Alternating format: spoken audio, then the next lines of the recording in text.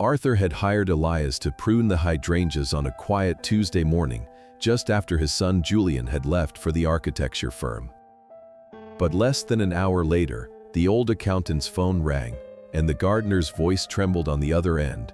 "Mr. Vance, I don't want to alarm you, but is there anyone else living in this house?" Arthur's hand went cold around his coffee mug as the answer came in a terrified whisper. "There's crying, coming from the basement studio, and it doesn't sound like a television." It was the precise moment Arthur realized his perfectly calculated world contained a variable he had never accounted for, a horrific secret hidden beneath his own floorboards that would rewrite the ledger of his life the instant he descended those stairs. The connection ended with a soft click. Arthur stared at the black screen of his smartphone, his thumb hovering over the red icon as if the device itself had bitten him. The kitchen remained aggressively silent. The hum of the refrigerator and the distant chirp of a robin outside the window felt like a mockery of the terror that had just seized his chest. Crying. From the basement. Arthur set the phone down on the granite island. He did not dial 911. Not yet. In his 40 years as a forensic accountant for the Bureau, Arthur Vance had learned that panic was the mortal enemy of truth. You did not file a report based on hearsay. You did not indict a man based on a whisper. You audited the books first. You verified the discrepancy. He took a breath, holding it for a count of 4, then releasing it for a count of 4. His heart was hammering against his ribs like a trapped bird, a dangerous rhythm for a man of 72. He needed to be calm. He needed to be the cold, analytical machine that had brought down cartels and corrupt senators. He needed to be the auditor, not the father. He looked toward the hallway that led to the basement door. That door was usually closed. Julian insisted on it. His son called the basement his sanctuary, a place where his architectural genius could flourish without the interruption of an old man's shuffling footsteps. Arthur had respected that boundary. He had not set foot on the lower level in nearly 3 years. Why would he? Julian managed everything. Julian paid the bills. Julian hired the staff. Julian was the golden son who had stayed behind to care for his grieving father after Elena left. Elena. The name brought a sharp, physical pain to his chest, familiar and dull, like an old war wound. 8 years since she had run away. 8 years of silence, punctuated only by the occasional robotic email. Arthur pushed himself away from the counter. His knees popped as he stood, a reminder of his age. He walked out of the kitchen, his socks sliding silently on the hardwood floor. The house felt different now. The morning sunlight streaming through the sheer curtains no longer looked warm, it looked clinical, exposing the dust motes dancing in the air like evidence at a crime scene. He reached the basement door. The white paint was pristine, unblemished. Julian was a perfectionist. Everything in his life was curated, polished, and presented with exactitude. Arthur placed his hand on the brass knob. It was cold. He turned it. The latch clicked, a sound that seemed to echo like a gunshot in the empty house. Arthur pulled the door open and stared down into the abyss. The automatic lights flickered on, sensing motion, illuminating the staircase with a harsh, blue-white glow. He took the first step. 1. He gripped the handrail. It was sleek, modern steel, not the warm oak of the upper levels. Julian had renovated the basement 6 months after Elena vanished. He had said he needed a workspace to distract himself from the grief. Arthur had signed the checks without looking at them. He had been too busy drowning in his own whiskey bottles to care about renovations. 2. 3. 4. The air grew cooler as he descended. It was a controlled chill, the kind produced by an expensive HVAC system working overtime. 5, 6, 7. Elias had said the crying sounded like it was coming from the studio. But the studio was soundproofed. Julian had insisted on the highest grade of acoustic insulation, claiming he needed absolute silence to concentrate on his drafts. If Elias had heard crying from the garden, through the thick foundation walls and the triple-pane windows, the sound must have been agonizingly loud inside. 8, 9, 10. A smell rose to meet him. It was not the musty odor of a typical basement, nor was it the smell of graphite and blueprint paper he associated with his son's work. It was floral, overpowering, artificial. It smelled like industrial-strength lavender air freshener, sprayed so heavily it burned the back of his throat. And beneath the lavender, there was something else. A sharp, chemical tang. Bleach. Arthur stopped on the 12th step. Why would an architecture studio smell like a hospital ward masked by cheap perfume? He listened. Silence. The crying had stopped. This silence was not peaceful. It was heavy. It was the silence of a breath held, of a presence concealing itself. It pressed against his eardrums, thick and suffocating. If there had been a television left on, he would hear the hum of the speakers. If it had been a radio, he would hear the static. But there was nothing. 13, 14, 15, 16. Arthur stepped off the final stair onto the polished concrete floor of the studio. The room was vast and intimidatingly modern. This was not a cozy home office. It was a showroom. The walls were painted a severe dove gray. Track lighting ran along the ceiling, casting precise pools of light on the drafting tables and the architectural models displayed on pedestals. To his left, a wall of glass cabinets held Julian's awards and accolades, gleaming like trophies. Arthur stood in the center of the room, his eyes scanning the space with the practiced gaze of a man looking for a misplaced decimal point. It was too clean. That was the first thing his instincts screamed at him. There was no clutter. No crumpled balls of paper. No coffee cups. No pencils left askew. It looked like a museum exhibit of an architect's office rather than a place where actual work was done. "Hello," Arthur called out. His voice sounded small, swallowed instantly by the acoustic panels lining the walls. No answer. He walked deeper into the room. The lavender scent was stronger here, almost nauseating. It seemed to radiate from the ventilation ducts. Arthur looked around, his heart rate climbing again. He checked the corners of the room. He checked behind the large drafting table. Nothing. He felt a wave of dizziness. Had Elias imagined it? Had the gardener, in his old age, mistaken the wind for a human voice? Arthur wanted to believe that. He desperately wanted to believe that this was all a misunderstanding, that he could go back upstairs, finish his coffee, and laugh about this with Julian over dinner. But the smell. The smell was a variable that did not fit the equation. Julian hated strong scents.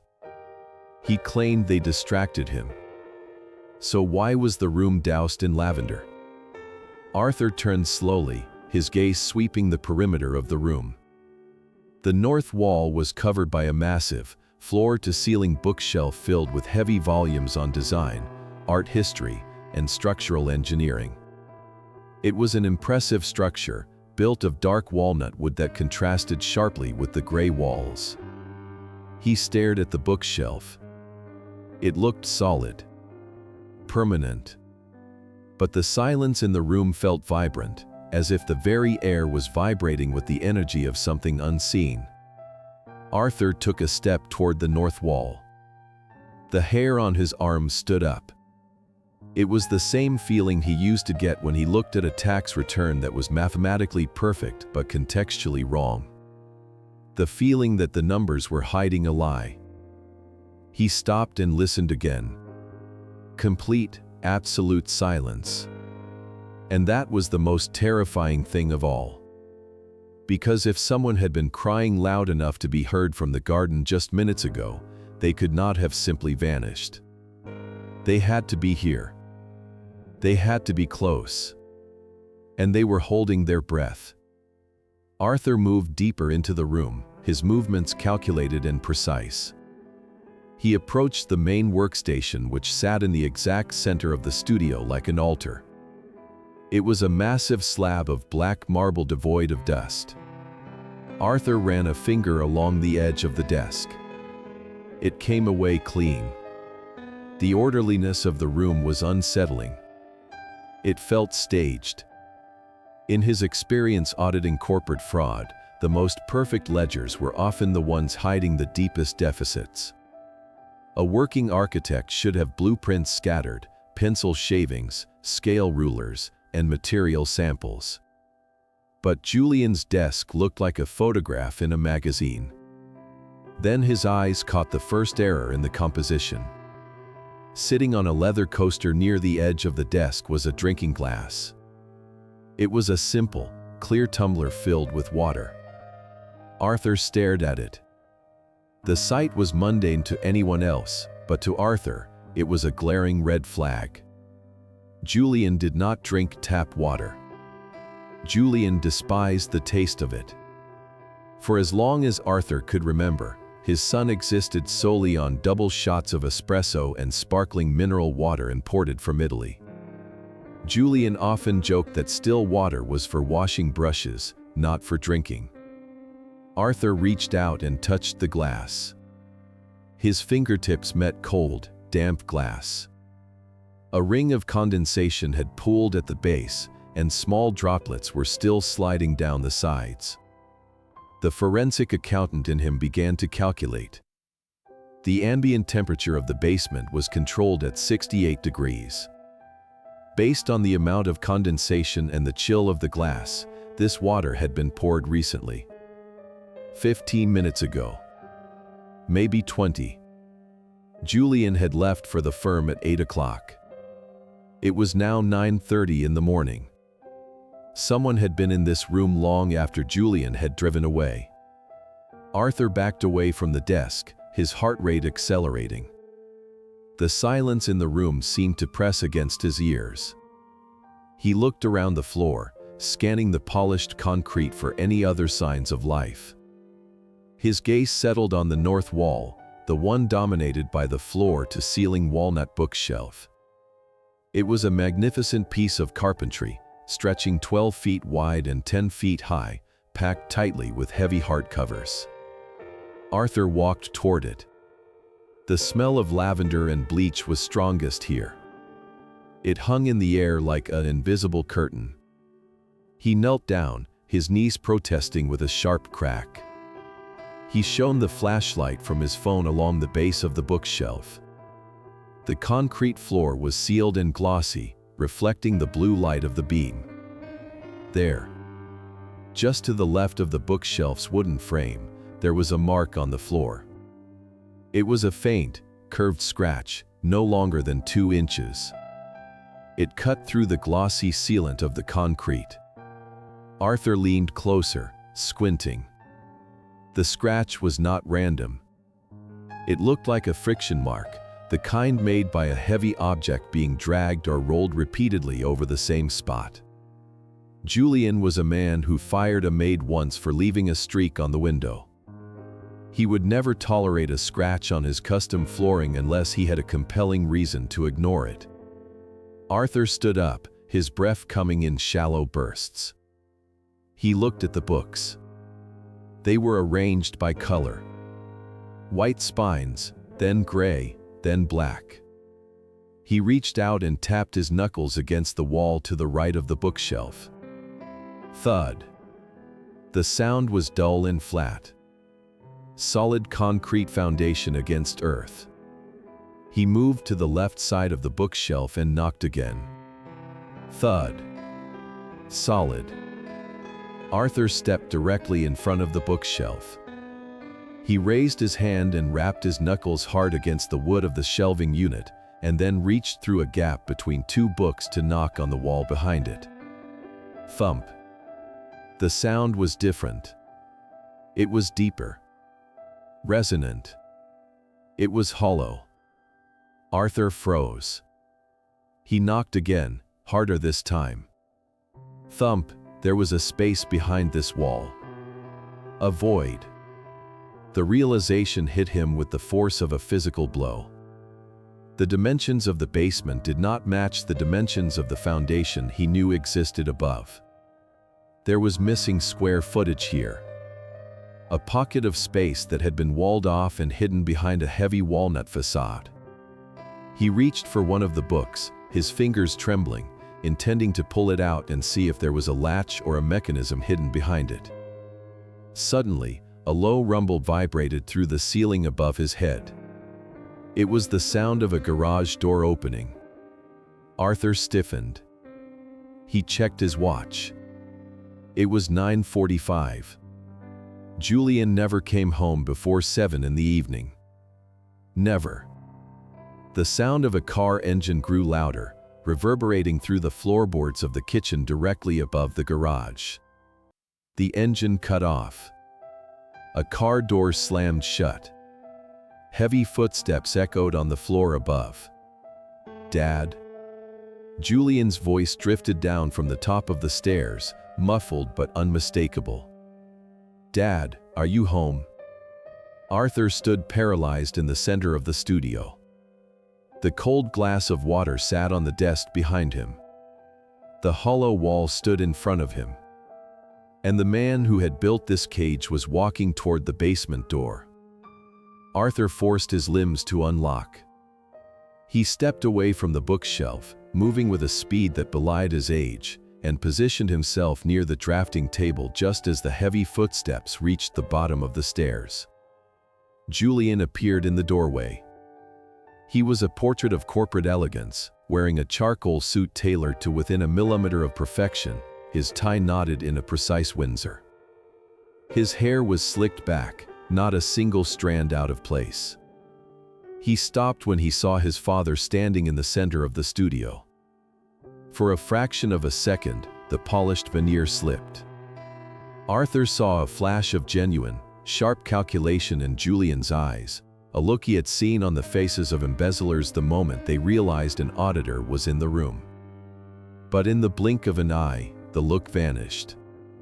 It was replaced by a warm, indulgent smile. "Dad," Julian said, his voice smooth and calm. "I did not expect to find you down here. The stairs are steep. You know I worry about your hip." Arthur gripped the edge of the marble desk, grounding himself. He needed to play the role Julian expected of him. The grieving, slightly confused old man. The retired pensioner who had lost his edge. "Delias called me," Arthur said, allowing a tremor to enter his voice. "He was working in the garden. He said he heard crying, Julian. He said it sounded like a woman crying right here in the basement." Julian's expression did not waver. He walked into the room, his stride confident. He placed his leather briefcase on a side table and loosened his tie slightly, projecting an air of casual relaxation. "Crying?" Julian repeated, letting out a short, incredulous laugh. "Oh, for heaven's sake. That explains why the remote server alert triggered on my phone." "The server?" Arthur asked. "Yes," Julian said, walking over to a rack of blinking equipment near the back corner. "I am designing a home theater system for the Van der Wyck estate. We are testing the surround sound isolation. I uploaded a library of sound effects to the server last night to run a diagnostic loop. It seems the system rebooted itself and started playing a file. Julian tapped a few keys on a laptop connected to the rack. Here it is. Track 4. Emotional distress Foley for a horror film. It must have played at maximum volume if Elias heard it outside. I am sorry, Dad. I did not mean to scare the staff. It was a perfect lie. It was technical, plausible, and delivered with absolute conviction. A younger Arthur might have bought it. But the Arthur standing there now had just touched a glass of cold water that a sound file could not drink. He had smelled bleach and lavender that a server rack could not produce. Arthur let his shoulders sag, feigning immense relief. He exhaled a long, shaky breath. A sound effect. Lord, I thought. I do not know what I thought. It terrified poor Elias. I will call him and apologize, Julian said. He walked back toward Arthur and placed a hand on his father's shoulder. His grip was firm, possessive. You have been under a lot of stress lately, Dad. The anniversary is coming up. It makes us all hear things that are not there. The anniversary of Elena's disappearance. Julian was weaponizing their shared tragedy to dismiss the evidence. It was a cruel, masterful stroke. Maybe you are right, Arthur murmured, looking down at his shoes. I just wanted to make sure everything was safe. You are safe, Julian said softly. I take care of everything, remember. Now, come on. Let us get you out of this dungeon. It smells like cleaning fluid down here. The cleaning crew must have gone overboard with the disinfectant this morning. I will have to speak to them. Another lie to cover the smell. Julian was plugging the leaks in his story as fast as they appeared. Arthur allowed his son to guide him toward the stairs. As they turned, Arthur cast one last glance at the glass of water on the desk. Julian had not touched it. He had not acknowledged it. He was steering Arthur away from it. I came back to pick up the blueprints for the city center project, Julian said as they began the ascent. Lucky I did, or you might have spent all morning down here hunting for ghosts. Yes, Arthur said. Lucky. They climbed the 16 steps together. When they reached the top, Julian closed the basement door and locked it.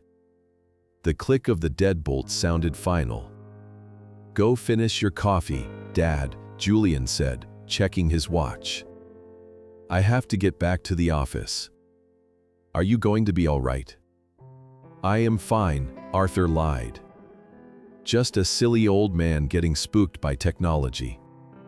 Julian smiled, patted Arthur's arm one last time, and headed for the front door. Arthur stood in the hallway and listened. He heard the front door open and close. He heard the lock engage. He waited until the sound of Julian's car engine faded down the driveway. Only then did Arthur's posture straighten. The trembling in his hands ceased. The confusion vanished from his eyes, replaced by the cold, hard glint of a hunter. Julian had made a mistake. He had explained away the sound, and he had explained away the smell, but he had offered too many explanations too quickly. He had been too ready with an answer. Arthur walked into the kitchen and picked up a notepad from the counter. He took a pen from his pocket. He did not write down his feelings. He did not write down his fears. He wrote 3 words. Glass. Wall. Audio. He drew a line next to each.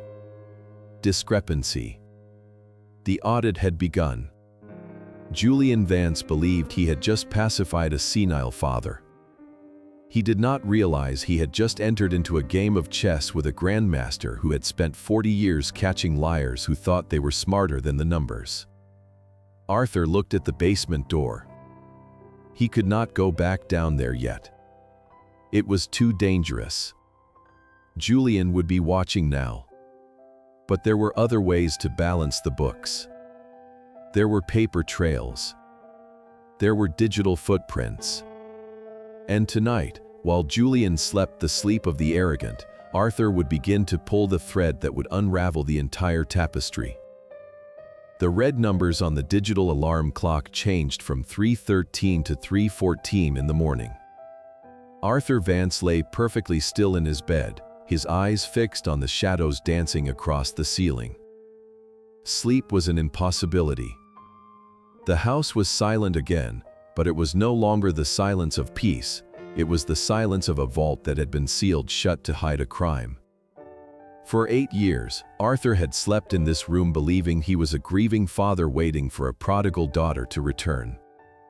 Now, lying under the heavy quilt, he realized he had not been waiting. He had been hiding. His mind drifted back to that rainy Tuesday in November, 8 years ago. The day the world had tilted on its axis. He remembered coming home to find Elena's room empty. Her closet doors were open. Her favorite canvas tote bag was gone. There was a note left on her pillow. It was typed. "I need to find myself. Do not look for me. I will call when I am ready." He remembered crumbling to the floor, the paper shaking in his hands. He remembered the way Julian had walked into the room, picked up the note, and read it with a face devoid of surprise. Julian had not cried. He had sighed, a sound of disappointment, as if Elena had merely forgotten to take out the trash rather than abandoned her family. "She is selfish, Dad," Julian had said, placing a hand on Arthur's trembling shoulder. "She always has been.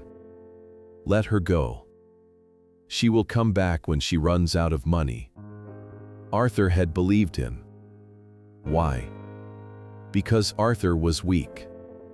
Because his wife had passed only 2 years prior, and the thought of losing another woman he loved was too much to process, so he chose the path of least resistance. He chose to believe the lie because the lie was easier than the alternative. He poured himself a glass of whiskey that night. Then another. Then another. And while Arthur drowned in amber liquid, Julian had quietly, efficiently taken the helm. "You rest, Dad," Julian had said a week later, sliding a stack of documents across the kitchen table. "I will handle the mortgage. I will handle the investments. I will manage the trust fund. You just focus on getting better." Arthur had signed. He had signed the power of attorney. He had signed over the access codes to the family accounts. He had abdicated his throne. He had treated his grief like a retirement, handing over the keys to the kingdom to a son who had looked at his sister's empty room and seen an opportunity for renovation. Tears pricked Arthur's eyes, hot and shameful. He wiped them away with a rough hand. He was not a victim. He was an accomplice. His negligence was the soil in which Julian's deceit had grown. But the whiskey bottle was empty now. The fog had lifted. Arthur sat up in bed, swinging his legs over the side. The floorboards were cold beneath his feet. He was 72 years old. His back ached. His hands had a slight tremor. But his mind was sharpening, honing itself back into the weapon it used to be. He was going to conduct an audit. In his years with the Bureau, Arthur had learned that every crime left a financial footprint. You could scrub a crime scene with bleach, you could burn the evidence, you could bury the body, but you could not hide the money. Money always moved. Money always left a trail. If Julian was hiding something in the basement, he was paying for it. He was paying for supplies. He was paying for silence. The sun began to bleed through the curtains, turning the room a pale, bruised gray. Arthur stood up and dressed in silence. He put on his trousers, his button-down shirt, his cardigan. He brushed his teeth and stared at his reflection in the mirror. The eyes staring back were tired, yes, but they were no longer cloudy. They were the eyes of the man who had brought down the Chicago syndicate in '92. He went downstairs at 6:30. He started the coffee maker. He sat at the kitchen table and waited. At 7 o'clock, Julian entered the kitchen. He looked refreshed, rested, his suit immaculate as always. "Good morning, Dad," Julian said, pouring himself an espresso. "Did you sleep well?" "Like a log," Arthur lied. His voice was steady. "And you?" "Perfectly," Julian replied. He checked his phone. "I have a long day today. Site visits in Bellevue. I might be late for dinner. Do not wait up." "I will just read in the study," Arthur said, picking up the newspaper. "Do not worry about me." Julian drank his coffee in 3 efficient swallows. He grabbed his briefcase. "Stay out of the basement today, all right? I do not want you tripping on those stairs again." "I would not dream of it," Arthur said. "I have plenty to keep me occupied up here." Julian smiled, that practiced, charming smile that fooled clients and city planners alike. "Have a good day, Dad." Arthur watched him leave. He watched through the window as the black sedan backed out of the driveway and disappeared down the street. He waited 5 full minutes to ensure Julian had not forgotten something. When the silence of the house settled around him, Arthur Vance stood up. He did not go to the basement. The basement was a physical trap, and he was not ready to spring it. Instead, he walked toward the stairs that led up to the second floor, toward the master suite that Julian had claimed for himself years ago. Arthur was going to the source. He was going to the office. He was going to open the books. And God help his son if the numbers did not balance. Arthur pushed open the door to Julian's home office. The room smelled of cedar and expensive cologne. It was a masculine space, decorated with dark leather furniture and mahogany paneling, a stark contrast to the sterile gray of the basement studio. This was where Julian managed the family empire. Arthur walked straight to the desk.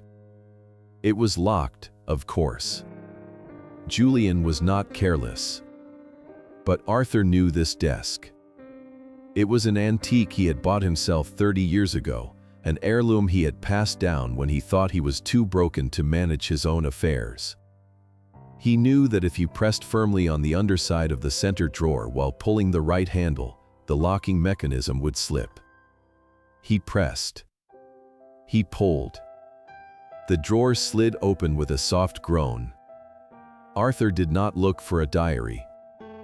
Julian was not the type to write down his feelings. Julian was a man of transactions. Arthur booted up the desktop computer. It hummed to life, presenting a login screen. He typed in a password. Vitruvius. The Roman architect who believed in perfect proportion. Julian had used the same password since college. For a man who obsessed over details, his arrogance made him predictable. The desktop appeared. Arthur ignored the folders labeled client contracts and blueprints. He opened the File Explorer and navigated to the system directory. He enabled the option to view hidden files and folders. A new folder appeared, ghosted in gray. It was labeled simply, Operational. Arthur clicked it. Inside were spreadsheets. Dozens of them, organized by year and month. Arthur opened the file for the current year. Rows and columns of numbers flooded the screen. To an untrained eye, it looked like a standard expense report for an architectural firm. There were line items for materials, consulting fees, and office supplies. But Arthur Vance read numbers like other men read poetry. He looked for the rhythm. He looked for the anomaly. He found it in column D. Every month, on the 14th, there was a charge labeled specialized stationery. The amount was always the same: $215. Arthur frowned. No office bought that exact amount of stationery every single month. It was too consistent. Consumption fluctuated. Fixed costs did not. He opened the browser and logged into the credit card portal associated with the business account. He filtered the search for the 14th of last month. He found the transaction. It was not from a stationery store. It was from a wholesale bulk supplier called Costmart. He clicked on the transaction details to view the itemized receipt. Canned peaches, case of 12. Canned green beans, case of 12. Powdered milk, 5 pounds. Vitamin D3, 5,000 IU, 2 bottles. Antibacterial wipes, bulk pack. Sanitary pads, high absorbency, case of 4. Arthur stared at the screen. The list blurred before his eyes. Julian lived alone. He ate out 5 nights a week. His refrigerator contained nothing but mineral water and artisanal cheese. He did not eat canned peaches. He certainly did not need sanitary pads. Arthur scrolled back. The previous month. The same list. The month before that. The same. He went back to the spreadsheet and opened the file from 3 years ago. The itemized list was different then. Sketchbooks. Charcoal pencils. Acrylic paint sets. Canvases. Arthur's breath hitched. Elena. Elena was an artist. She lived and breathed charcoal and paint. Julian was buying art supplies. He was buying food that could be stored without refrigeration. He was buying high doses of vitamin D, the supplement prescribed to people who did not see the sun. Arthur felt a wave of nausea so strong he had to grip the edge of the desk. The numbers on the screen were screaming the truth at him. This was not a ledger of expenses. This was a ledger of captivity. He continued to scroll. He found a recurring payment to a pharmaceutical company. Lorazepam. An anti-anxiety medication. But Julian did not suffer from anxiety, he caused it. Arthur pulled out his phone. He did not take photos of the screen, that was amateurish and risky. Instead, he inserted a USB drive he had brought from his own room into the back of the computer. He copied the entire operational folder. He copied the credit card statements. He copied the bank transfer logs. The progress bar crawled across the screen. 20%. 50%. Arthur's heart hammered against his ribs. He checked the door. The house was silent, but he felt exposed. If Julian came back now. 90%. Complete. He yanked the drive out and slipped it into his pocket. He shut down the computer. He closed the drawer, making sure the lock clicked back into place. He stood up, his legs shaking. He had the what? He had the proof that Julian was spending thousands of dollars a year on supplies for a person who officially did not exist. But he still needed the how.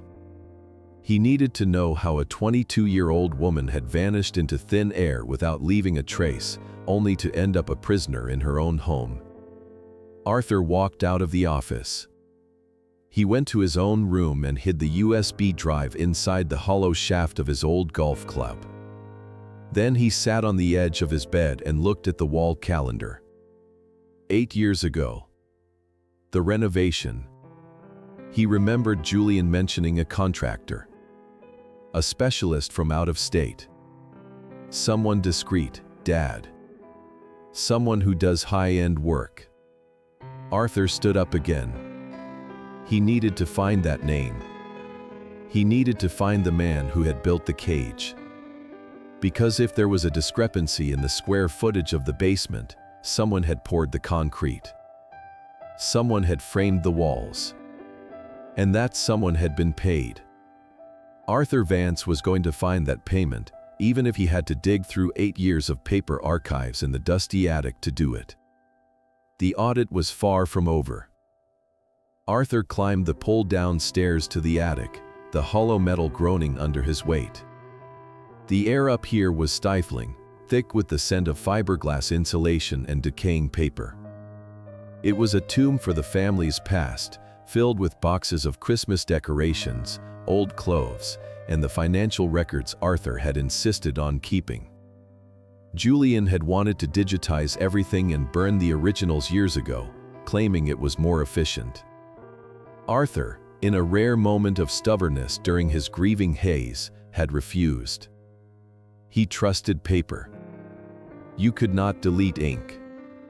He navigated through the maze of cardboard boxes until he found the section labeled with dates from 8 years ago. He dragged a heavy banker's box into the circle of light cast by the single naked bulb hanging from the rafters. Dust motes danced in the yellow glow as he lifted the lid. Arthur began to sift through the files. He was looking for the renovation contracts. Julian had said the work on the basement studio cost $50,000, a reasonable sum for high-end soundproofing and custom cabinetry. But if there was a hidden room, a prison cell built behind the walls, the cost would be significantly higher. Concrete pouring, ventilation rerouting, steel reinforcement. That kind of work was expensive. It took him 40 minutes to find the folder labeled Home Improvements. Inside were invoices for paint, carpet, and lighting. All standard. All innocuous. But Arthur knew how to look for the gaps. He checked the bank statements from that same period. He matched every check written from the main household account to an invoice in the folder. They balanced perfectly.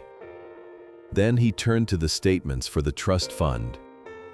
Elena's trust fund was supposed to be untouchable until her 25th birthday. But there was a provision for emergency access if approved by the trustee. After Arthur had signed over power of attorney, Julian became the trustee. Arthur ran his finger down the statement for March of that year, the month after the renovation began. There it was. A wire transfer. $150,000. The recipient was not a local contractor. It was a company called Aegis Specialized Construction, based in Nevada. Arthur pulled the transfer authorization form attached to the back of the statement. At the bottom of the page was a signature. Elena Vance. Arthur brought the paper closer to his eyes, his hand trembling slightly. It was a good forgery. To a bank teller, it would look identical to the signature card on file. The loops of the E, the sharp slant of the V. But Arthur saw the truth. He saw the microscopic tremor at the top of the L, where the pen had hesitated.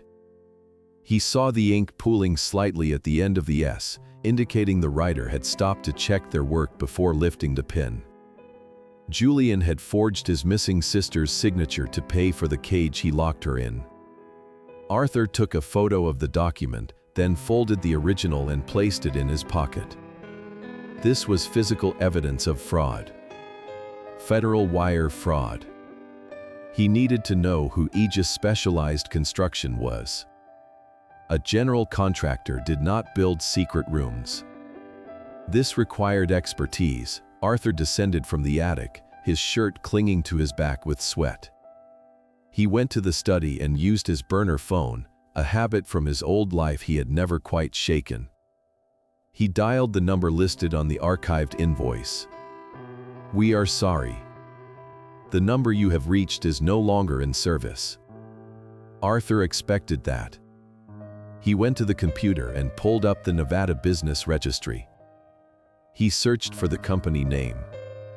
Status: dissolved via Chapter 7 bankruptcy.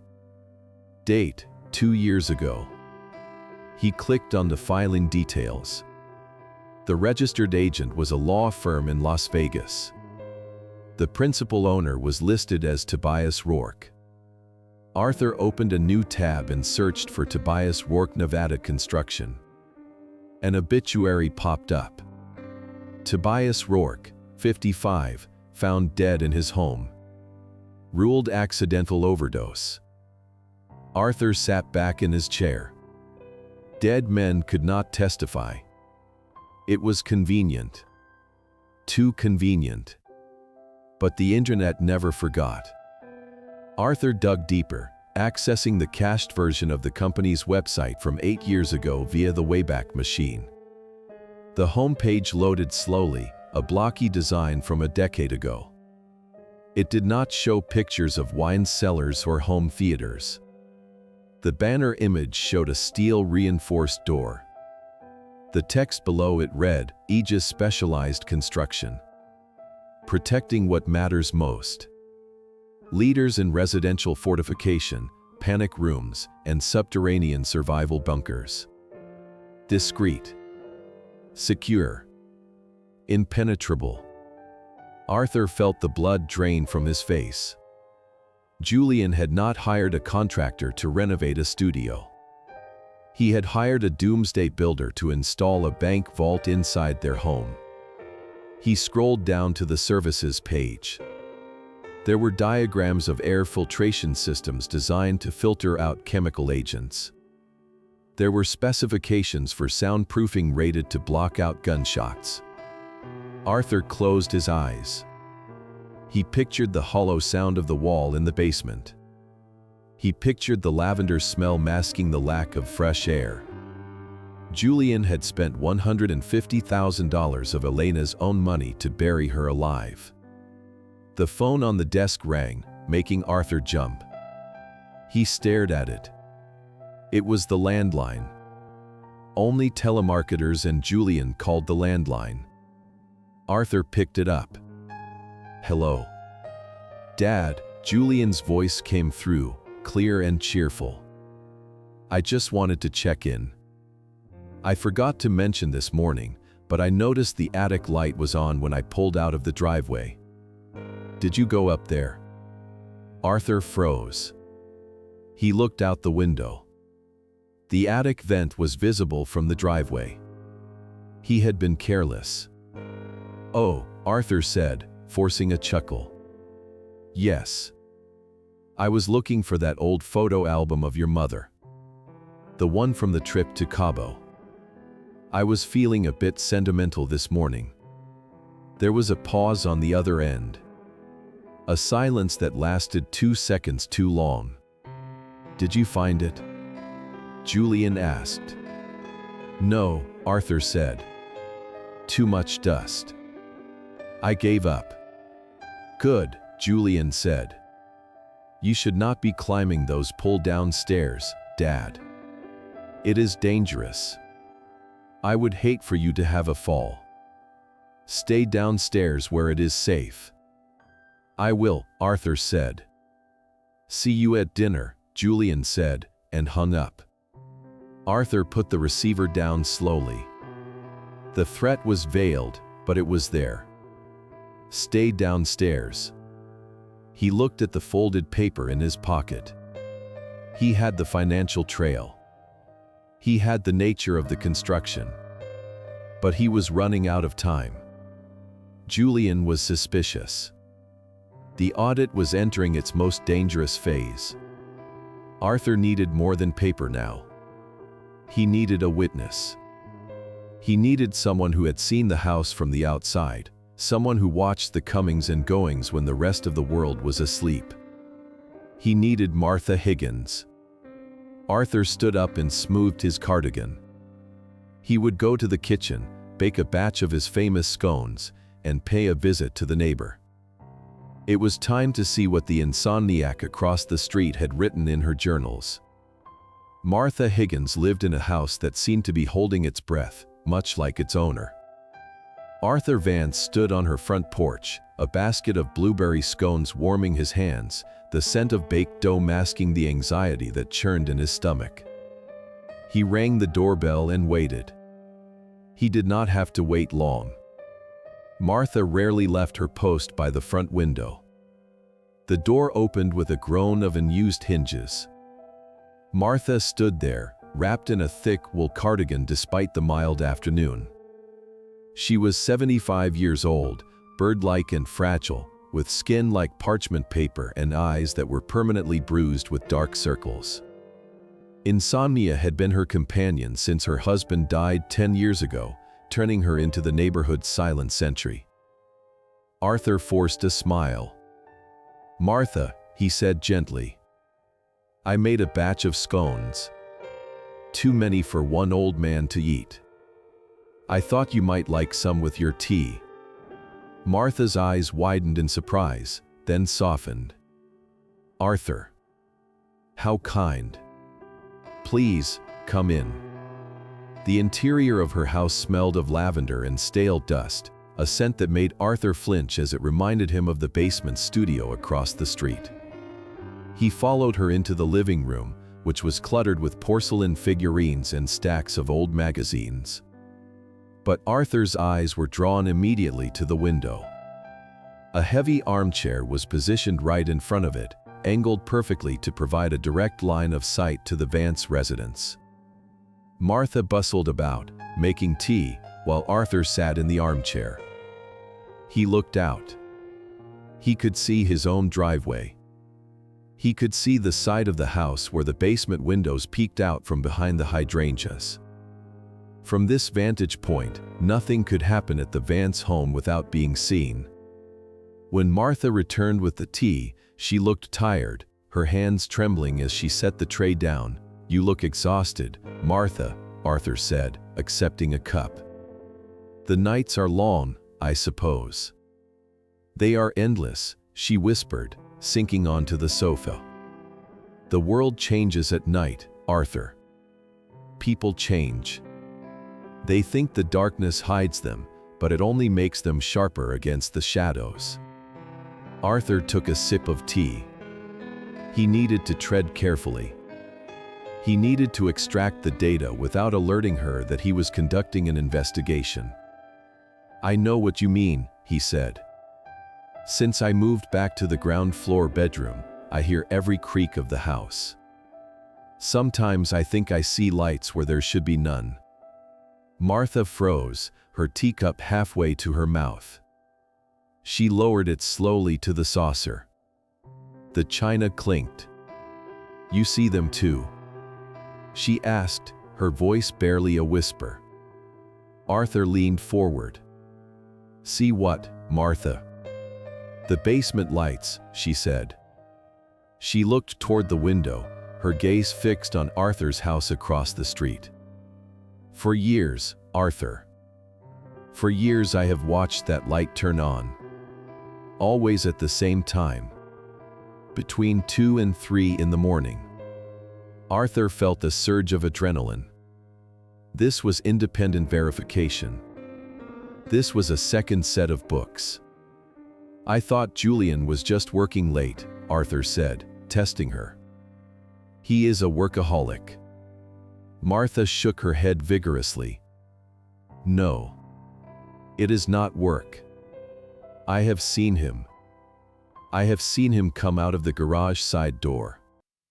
He backs his car up to the entrance. He takes things out of the trunk. Heavy black bags. He carries them down to the basement entrance, not the front door. He looks around, Arthur. He looks around like a thief in his own home." She stood up and walked over to a small writing desk in the corner. She opened a drawer and pulled out a stack of spiral-bound notebooks. They were worn, the covers bent and faded. "They tell me to take sleeping pills," Martha said, clutching the notebooks to her chest. "They tell me I imagine things. But I write it down. I write it all down so I know I am not crazy." She handed the top notebook to Arthur. He opened it. The handwriting was cramped but legible. It was a log. A detailed, chronological log of the neighborhood's nocturnal activities. Arthur flipped through the pages until he found the entries from 8 years ago. March 15th. 2:45 in the morning. Julian Vance. Black sedan. Unloaded 4 large boxes. Heavy. Looked like food supplies. Entered basement. March 20th. 3:12 in the morning. Julian Vance. Carrying white plastic bags. Smelled of chemicals. Stayed in basement for 1 hour. April 2nd. 1:30 in the morning.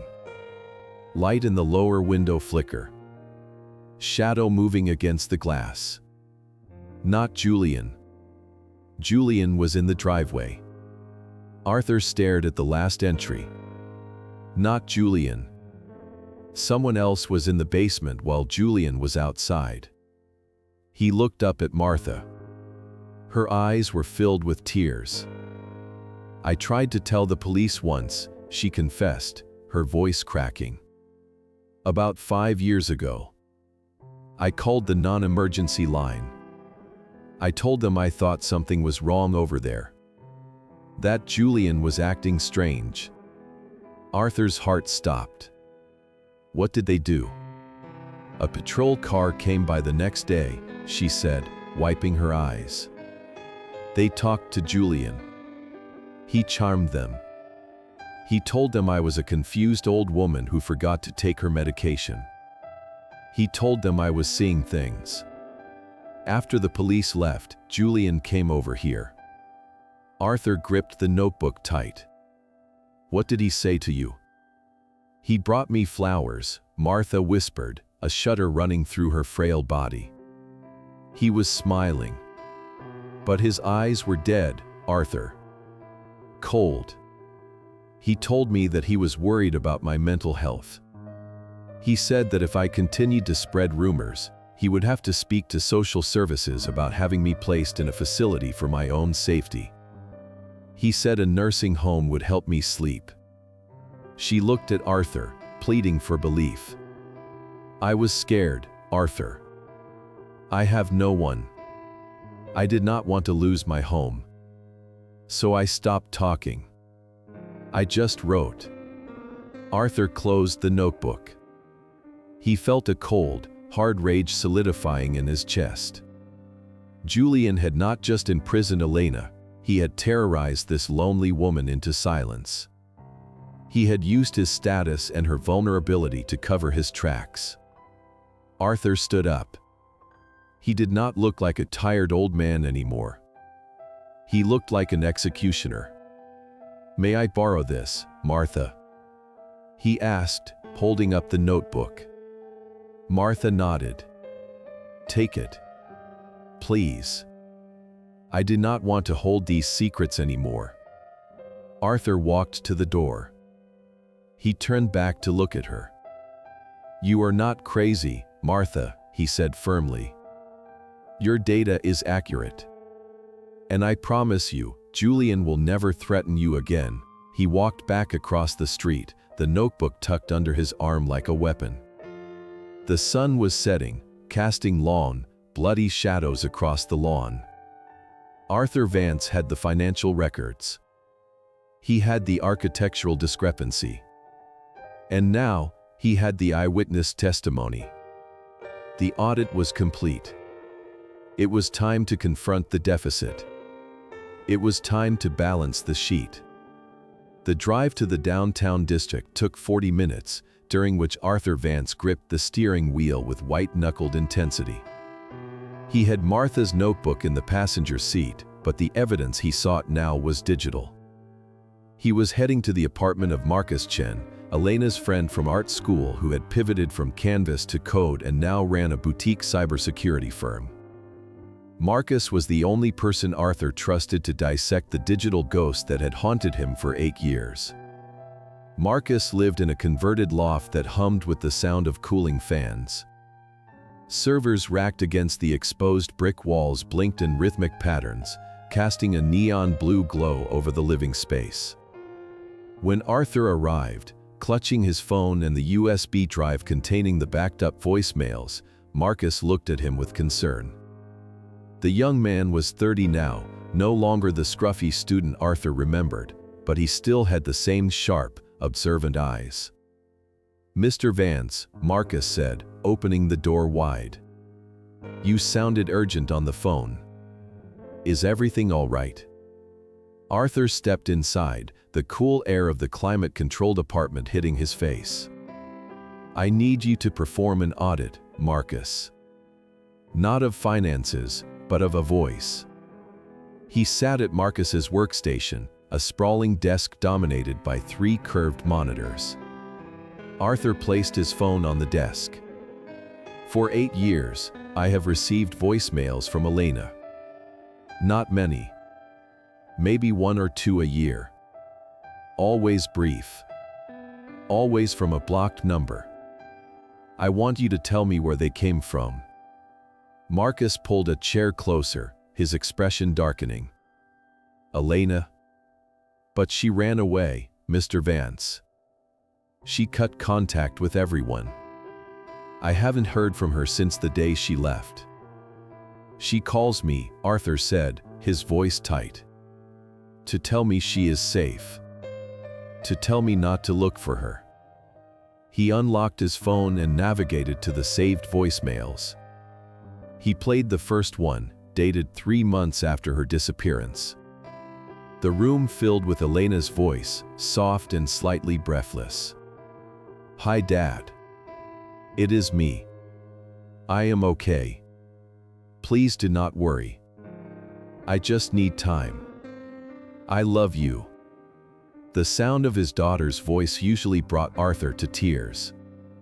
Today, it made him feel cold. He watched Marcus's face.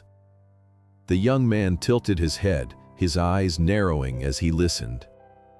"Play it again," Marcus said. Arthur replayed the message. Then he played the next one, from a year later. "I am still traveling, Dad. I am happy. The art scene here is amazing. I will write when I can." Marcus remained silent. He plugged a cable into Arthur's phone and transferred the audio files to his system. His fingers flew across a mechanical keyboard, the clicking sound rapid and aggressive. On the main screen, jagged lines of audio waveforms appeared, stretching out like a mountain range. Marcus opened a spectral analysis program. The waveforms were converted into a heat map of colors, representing frequencies and intensity. "Look at this," Marcus said, pointing to the screen. He zoomed in on the first message. "This is the breath she takes between hi and dad. Do you see this gap in the frequency?" Arthur leaned in, squinting at the black void in the sea of orange and yellow. "Human breathing is messy," Marcus explained, his voice clinical but tense. "Even when we are silent, our vocal cords vibrate slightly. There is background noise, room tone. But here, it is absolute zero. Digital silence. And look at the pitch modulation on the word worry." Marcus overlaid a grid on the heat map. "It repeats," he said. "The exact mathematical curve of the pitch matches perfectly with a sample from an old video I have of her." "Wait a minute." Marcus opened a separate folder on his drive. He dug through an archive labeled College Projects 2015. He pulled up a video file. It was a clip of Elena presenting her thesis project, standing in front of a canvas, nervous but proud. "I was really worried about the lighting," Elena said in the video. "But I think it worked out. Marcus isolated the word worried from the video and placed it next to the word worry from the voicemail. He stripped away the background noise from the video clip. He hit a key. The computer superimposed the two sound waves. They aligned perfectly. Not just similar. Identical. Arthur felt the floor drop out from under him. "It is a deep fake," Marcus whispered, turning to look at Arthur with horror in his eyes. "But this is crude. Early generation. This was made with stitching software, probably something from around 2016. Someone took existing recordings of her voice, chopped them up into phonemes, and reassembled them to say new things." He looked back at the screen, running the analysis on the other messages. "They are all synthetic, Mr. Vance. Every single one. The cadence is too regular. The pauses are mathematically precise. No human speaks with this level of rhythmic consistency. This is not a recording of a person. It is a collage of data." Arthur stared at the screen. The orange and yellow lines blurred. For 8 years, he had clung to these messages. They were his lifeline.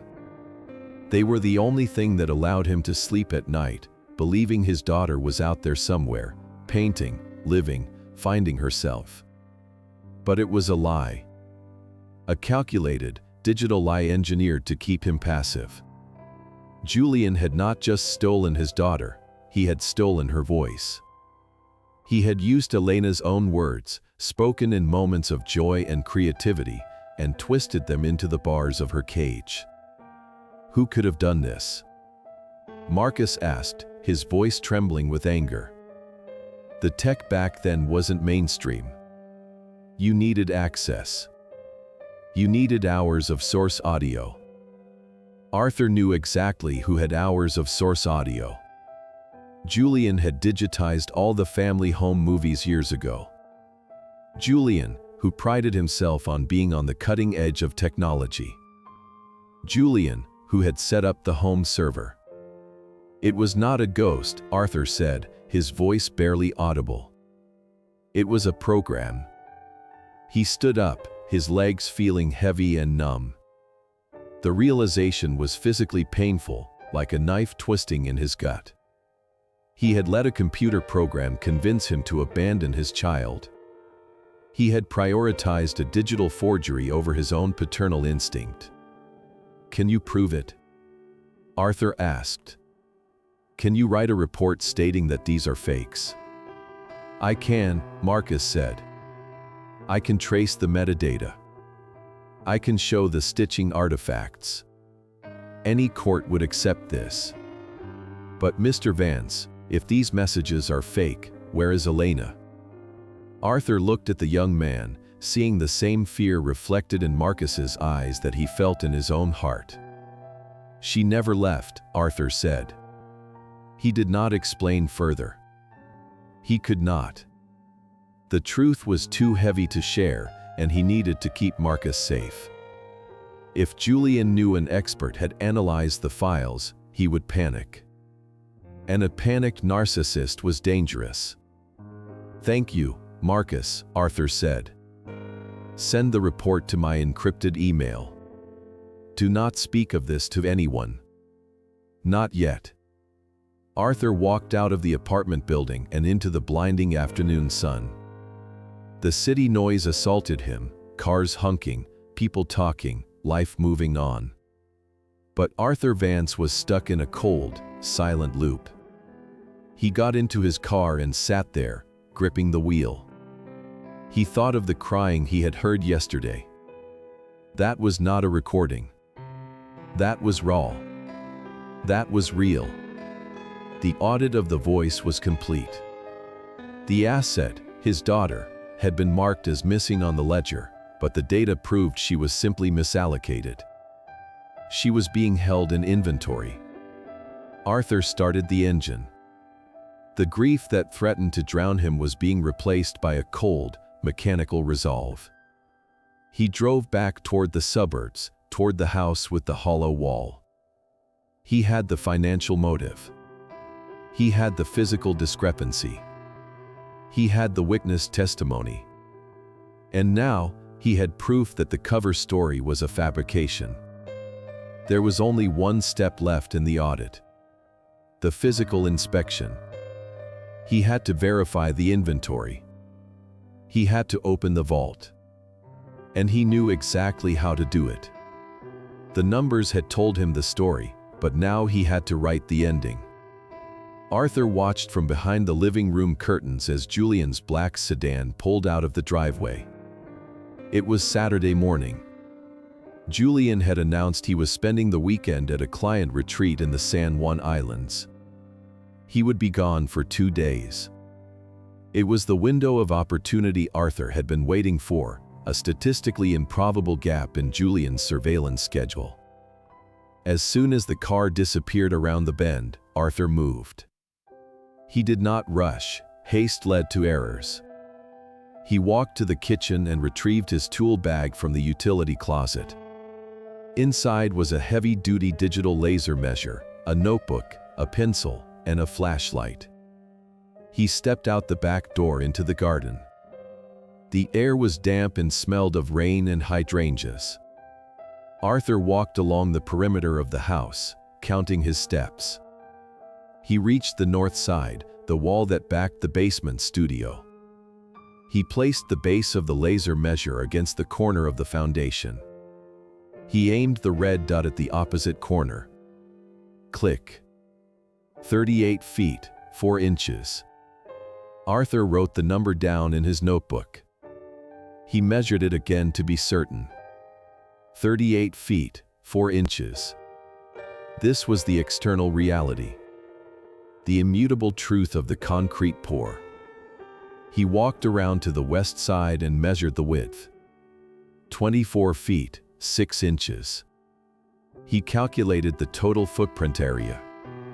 939 square feet for this section of the foundation. Arthur went back inside. He locked the back door. He walked to the basement door, took a deep breath, and descended the stairs. The smell of lavender and bleach was still there, a chemical ghost haunting the air. The studio was silent. Arthur walked to the center of the room. He felt like an intruder in his own home, a feeling that stoked the fire of his anger. He placed the laser measure against the south wall, the one with the door.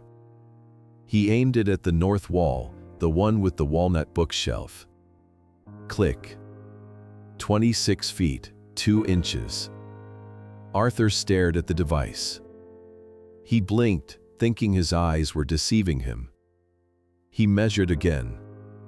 26 feet, 2 inches. He did the math in his head instantly, but he wrote it down anyway to see the evidence in graphite. External length, 38 feet. Internal length, 26 feet. Difference, 12 feet. 12 feet of depth. Multiplied by the width of the room, minus the thickness of the foundation walls, it left a discrepancy of roughly 180 square feet. A room the size of a master bedroom. Arthur looked at the bookshelf. It was not just a piece of furniture. It was a partition. A barrier between the known world and the hidden one. He walked up to the shelf. He ran his hand along the wood. It was solid, heavy. He remembered the scratch on the floor he had seen days ago. He shone his flashlight at the base again. The scratch was still there, a subtle arc indicating the shelf could pivot. But where was the mechanism? Julian was a creature of aesthetics. He would not have a crude handle or a visible lever. The lock would be integrated, hidden in plain sight. Arthur scanned the shelves. Books on Vitruvius, Palladio, Frank Lloyd Wright. There was a logic to the arrangement. Chronological? No. Alphabetical? Mostly. Arthur pulled on a few books. They were loose, normal. He pushed on the side panels. Solid. He stepped back and looked at the bookshelf as a whole. It was divided into 3 sections. The center section was slightly wider. He remembered the keypad he had installed on his safe years ago. It was biometric. But this shelf was built 8 years ago. Biometrics were expensive and finicky back then. Julian would have used a digital keypad, likely hidden behind a false book spine or a panel. Arthur ran his fingers along the underside of the shelves. On the 3rd shelf from the bottom, in the center section, his fingers brushed against something plastic. He knelt down and shone the light upward. There, recessed into the wood, was a small, black keypad. It had numbers from 0 to 9. No screen. Just a small LED light, currently dark. Arthur's heart hammered against his ribs. This was it. The gate. He stood up, his mind racing. A 4-digit code. 6. He thought of Julian. Narcissistic. Sentimental in a twisted way. What number would Julian choose? He tried Julian's birthday. 1014. The LED flashed red. A soft beep denied him. He tried his own birthday. 0522. Red. He tried the date of the renovation. 0316. Red. Arthur closed his eyes. Think like Julian. Julian, who believed he was the hero of this story. Julian, who believed he was saving Elena. Julian, who had staged a fake accident to terrify her into compliance. What was the date of the accident? The day Elena ran away. November 12th, 2017. 1112. Arthur reached out. His finger hovered over the 1 key. He pressed it. 1112. The LED flashed green. A heavy, metallic thunk echoed from inside the wall. It was the sound of a magnetic lock disengaging. The bookshelf popped forward an inch, released from its seal. Arthur stood frozen, his hands still suspended in the air. The silence of the basement was broken by the rush of blood in his ears. He was about to cross the threshold. He was about to balance the final ledger. He hooked his fingers around the edge of the bookshelf and pulled. It swung outward on silent, heavy-duty hinges, revealing a dark, gaping mouth in the gray wall. Cold, stale air rushed out to meet him. And from the darkness, a voice weak, terrified, and undeniably human whispered, "Julian, is that you?" Arthur Vance stepped into the discrepancy. Arthur Vance stepped across the threshold, moving from the sterile gray of the architect's studio into a space that felt like a pressurized cabin. The air inside was still and dry, recycled through a silent filtration system that hummed beneath the floorboards. It carried the scent of turpentine, drying oil paint, and the metallic tang of canned food. He found himself in a short hallway lined with acoustic foam. At the end of it stood a heavy steel door, the kind used for industrial freezers or bank vaults. It was painted a cheerful, domestic white, a jarring attempt to disguise its function. The handle was a simple lever, unlocked. Julian, in his supreme arrogance, had relied entirely on the hidden bookshelf mechanism to keep the world out. He had not expected anyone to ever solve the riddle of the date. Arthur gripped the cold metal lever. His hand, usually steady when holding a pen or a pistol, trembled violently. He pushed the door open. The room revealed was not a dungeon. It was a grotesque simulation of a home. It was an open-plan apartment, roughly 200 square feet. There was a kitchenette in the corner stocked with the bulk supplies Arthur had seen on the spreadsheets. A small, pristine bathroom was partitioned off by a sliding screen. In the center lay a twin bed made with military precision, the sheets crisp and white. But there were no windows. Instead of windows, Julian had installed high-resolution LED panels on the walls, currently displaying a loop of a rainy forest. The light was cool and artificial, casting no shadows. It was a terrarium for a human being. Arthur's eyes swept the room, cataloging the inventory of his son's madness. The sketches. They were everywhere. Thousands of drawings covered the walls, taped over the expensive soundproofing. They fluttered slightly as the door opened. They were charcoal sketches, watercolors, and oil paintings. And they were all of the same subject. Him.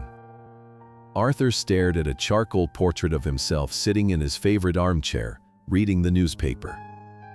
Another showed him gardening. Another showed him sleeping. They were drawn from memory, obsessive and heartbreakingly detailed, aging him slightly in each iteration, as if the artist was trying to keep pace with the time she had stolen from her. Julian. The voice came from the corner of the room, behind a large easel draped in a drop cloth. Arthur took a step forward. No. It is not Julian. A figure emerged from the shadows. She was thin, painfully so, her collarbones sharp against the fabric of an oversized gray sweater that Arthur recognized as one of Julian's old cashmere jumpers. Her hair, once cut in a stylish bob, now hung long and uneven down her back. Her skin was the color of parchment, translucent and pale from 8 years without direct sunlight. Arthur Vance stood frozen, clutching a palette knife like a weapon. She looked at Arthur with wide, terrified eyes. She did not look like a woman of 30. She looked like a frightened child trapped in a time loop. "Dad," she whispered. The word barely had enough breath to carry across the room. Arthur felt his knees buckle. He reached out to steady himself against the wall, his hand crushing one of the drawings of his own face. Elena. My God. Elena. She did not run to him. She did not cry out in relief. Instead, she took a step back, shrinking against the wall. Her eyes darted to the open door behind him, then back to his face, filled with a panic that Arthur could not understand. "You should not be here," she stammered, her voice trembling. "Is it safe? Did the police stop looking?" Julian said it was not safe yet. He said the statute of limitations was not up. Arthur froze. The forensic accountant in him processed the statement instantly, analyzing the logic of the lie. The police. Statute of limitations. Not safe. "What are you talking about, Elena?" Arthur asked, his voice gentle but firm. He took a slow step toward her, hands open, showing he was not a threat. "The accident," Elena said, tears spilling over her lashes. "The man I hit with the car.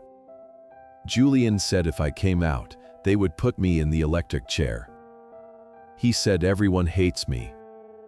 He said you would never forgive me for ruining the family name." The realization hit Arthur with the force of a physical blow. This was the asset protection strategy. Julian had not just used a lock and key, he had built a prison out of guilt. He had staged a fake crime, convinced his sister she was a murderer, and then positioned himself as her only savior. He had weaponized her own conscience against her. "There was no accident, Elena," Arthur said, his voice breaking. Elena shook her head frantically, covering her ears. "No, no, do not say that. I saw the body. I saw the blood. Julian cleaned it up. He saved me. He is protecting me. He is lying to you, Arthur said, taking another step. He needed to break the programming. He needed to present evidence. Elena, look at me. I am here. I found you. There is no police.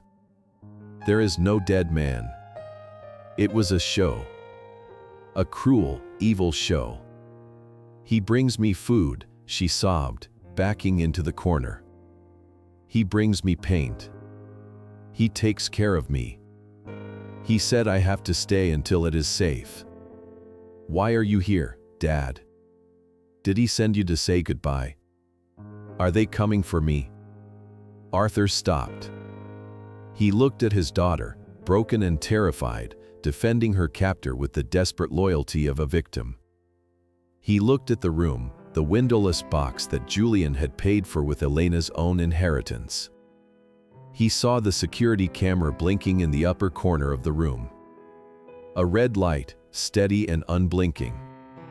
Arthur's blood ran cold. The audit was compromised. Julian knew. We have to go, Arthur said, the authority returning to his voice.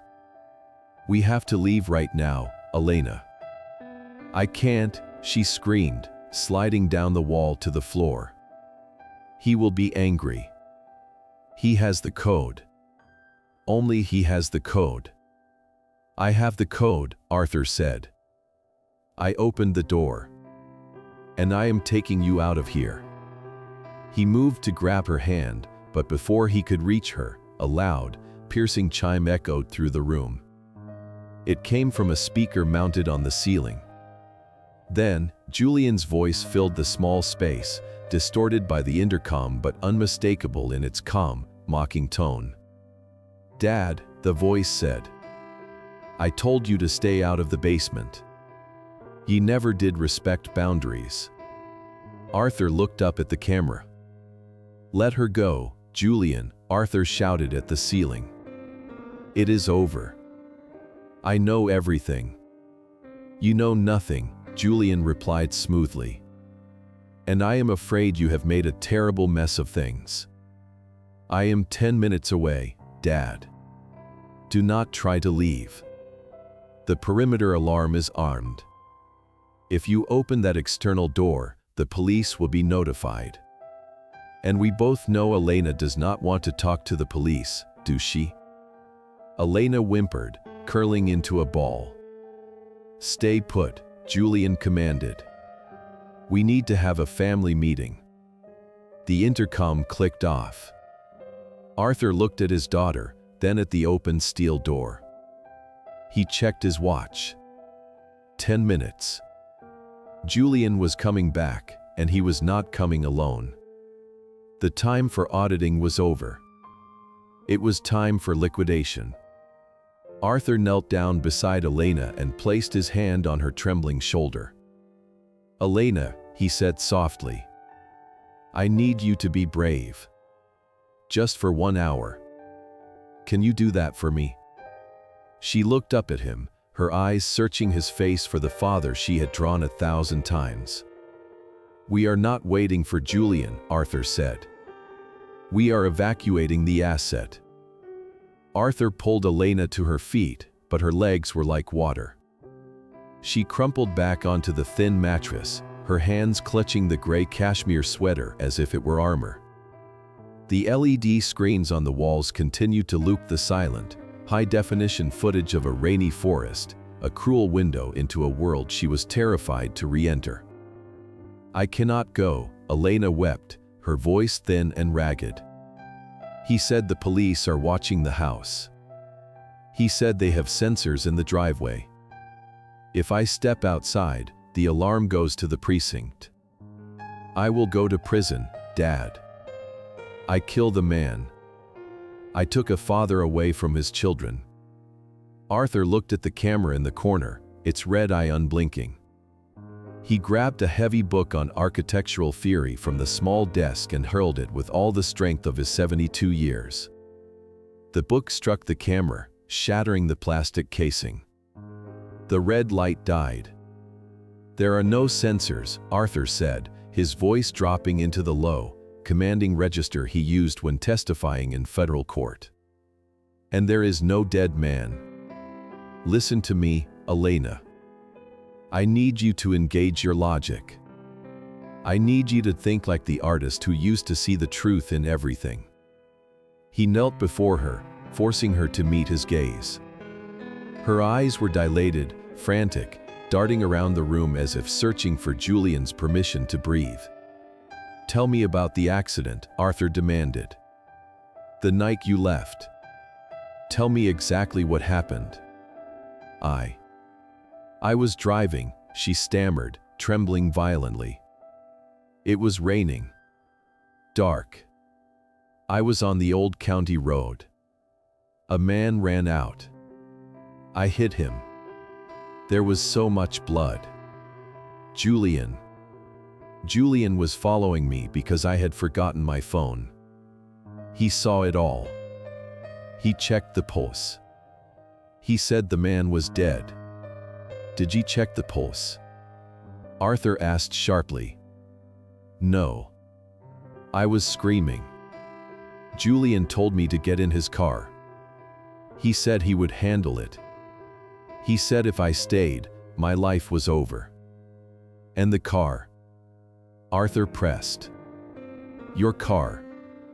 What happened to it? Julian got rid of it. He crushed it. To hide the evidence. Arthur took a deep breath, fighting the urge to vomit. The narrative was too clean. It was a classic fraud, a constructed scenario designed to induce maximum compliance. Julian had played the hero in a play he had written himself. Elena, Arthur said, holding up his phone, though he knew she would not understand the technology he was about to describe. I have the bank records. I have the receipts. Julian did not crush your car. He sold it. He sold it 2 weeks after you disappeared to a dealership in Portland for $4,000. He forged your signature on the title. Elena blinked, the information bouncing off the fortress of lies Julian had built around her mind. No. That is impossible. He said it was destroyed. He sold it, Arthur insisted. And the man you hit? There was no police report. No missing person filed in that county for that date. I checked the databases. I checked the morgue logs. No unidentified bodies. He paid them off. Elena cried, defending her captor with a desperate, twisted loyalty. He used my trust fund to pay the judges.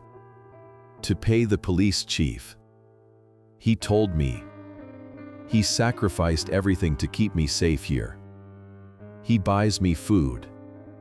He protects me from the electric chair. Arthur looked around the room. He saw the bulk-sized cans of cheap peaches. He saw the generic vitamins. He saw the sketches on the wall, hundreds of them, a gallery of sorrow drawn by a woman who thought she owed her life to the man who had stolen it. He did not sacrifice anything, Arthur said, his voice trembling with a mixture of rage and grief. He spent $150,000 of your money to build this room. He spends $200 a month on supplies. And the rest? The millions in your trust. He is spending it on Italian suits and first-class flights. He is not protecting you, Elena. He is liquidating you. He grabbed her hand, his thumb tracing the prominent bones of her wrist. She was starving. Not just for food, but for truth. He lied to you about the accident just like he lied to me about you running away, Arthur said. He told me you hated me. He told me you never wanted to see me again. He forged letters. He used a computer to fake your voice on the phone. He stole 8 years of my life, just like he stole yours. Elena stared at him. The wall of denial began to crack. A tremor went through her lip. He said you were happy I was gone. He said you were relieved to not have to deal with my moods anymore. Look at me, Arthur whispered, tears finally spilling onto his cheeks. Do I look happy? I have spent every day of the last 8 years waiting for you. I kept your room exactly as you left it. I talked to your empty chair at breakfast. He reached into his pocket and pulled out the folded paper, the forged wire transfer. He unfolded it and placed it in her hand. Look at the date, he said. March 16th. 4 months after the accident. If he was paying off judges to keep you out of prison, why was the money sent to a construction company in Nevada that specializes in panic rooms? Elena looked at the paper. She looked at the signature, her name, written by her brother's hand. She looked at the amount. The silence in the room changed. It was no longer the silence of fear. It was the silence of a worldview shattering.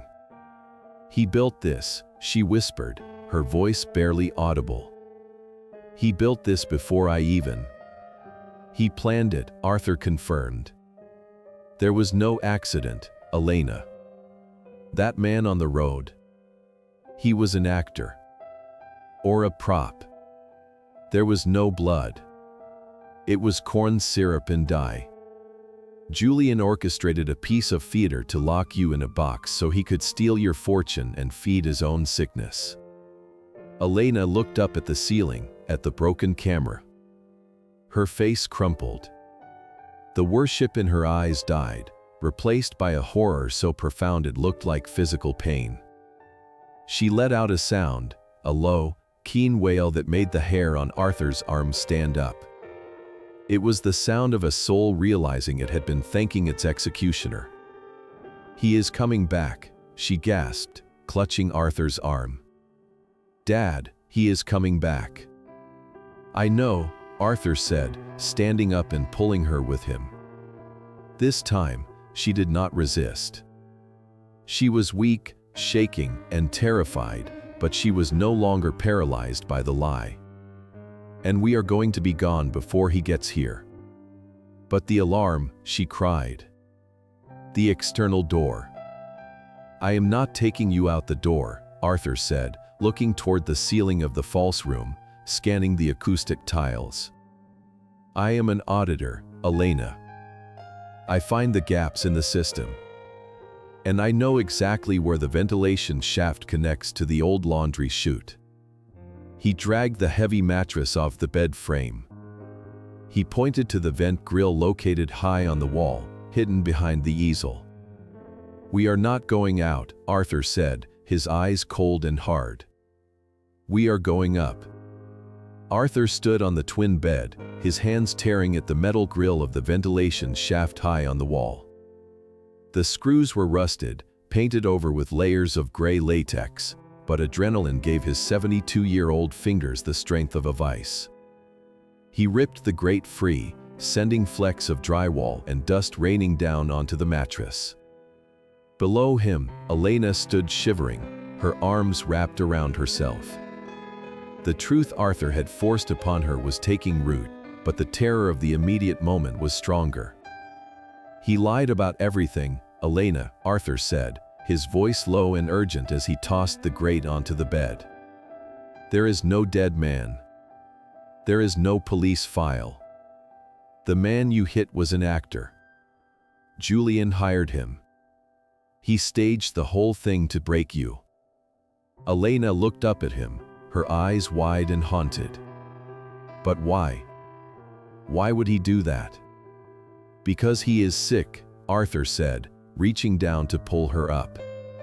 Because he wanted to own you. He wanted your talent, your trust, and your money. But the ledger is closed now. We are balancing the books. He gripped her wrists and hauled her up onto the unstable mattress. She was light, terrifyingly light, a bird made of hollow bones. You have to climb in, Arthur instructed, pointing into the dark, square tunnel. This connects to the old laundry chute system. It goes up to the mudroom behind the kitchen.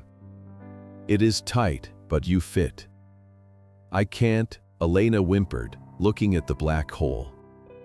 It is too small. You have lived in a box for 8 years, Arthur said, gripping her shoulders. You can do this. You have to do this. Suddenly, a sound vibrated through the foundation of the house. It was the heavy, mechanical rumble of the garage door opening directly above them. Arthur froze. He checked his watch. 7 minutes had passed since Julian's call. He had driven like a madman. Arthur jumped down from the bed and ran to the open steel door of the hidden room. He moved silently through the gray studio to the foot of the main basement stairs. He pressed his ear against the wood. Above him, car doors slammed. 2 of them. Heavy footsteps crunched on the concrete of the garage floor. Arthur's mind raced, calculating variables and probabilities. Julian had said we. He had brought help. He is not alone, Arthur whispered to himself. He heard voices drifting down through the floorboards. I told you we should have moved her last year, a rough, gravelly voice grumbled. It was not Julian. Shut up and get the sedative kit, Julian's voice snapped, sharp and panicked. If the old man is down there, we have to neutralize him first. We make it look like a fall. He tripped down the stairs. A tragic accident. Arthur felt a cold clarity wash over him. Neutralize. He crept back into the hidden room. Elena was standing on the bed, paralyzed by the sounds from above. Who is it? She whispered. Arthur looked at her. He recognized the rough voice from the description Elena had given of the police officer who had interrogated her 8 years ago. The man who had confirmed the death of the pedestrian. It is the man from the accident, Arthur said grimly. The fake cop. He is here to help Julian clean up the mess. Elena's hand flew to her mouth. She started to shake violently. We can't go out the front, Arthur said, his eyes scanning the room. The garage connects to the kitchen. They are blocking the only exit. If we try to run up the stairs, we will run right into them. He looked at the ventilation shaft again. It was their only option, but it was slow. If Julian came down the stairs right now, he would see Elena's legs disappearing into the wall. He would simply pull her back out. Arthur realized with a sinking heart that the timeline did not work. They could not escape. Not together. Not now. The footsteps overhead moved from the garage into the kitchen. They were directly above the basement door.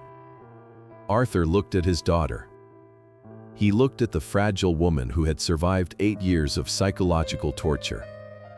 He needed to buy her time. He needed to be the distraction. Get in the vent, Arthur commanded, lifting her up. Go to the mudroom. Hide in the utility closet behind the water heater. Do not make a sound. Do not come out until I come for you. What about you? Elena asked, panic rising in her voice as she shimmied her shoulders into the narrow metal tunnel. I have to close the door, Arthur said. If they find the room open, they will know you are gone. I have to make them believe you are still inside. He pushed her feet, urging her deeper into the shaft. Go, Elena. Crawl.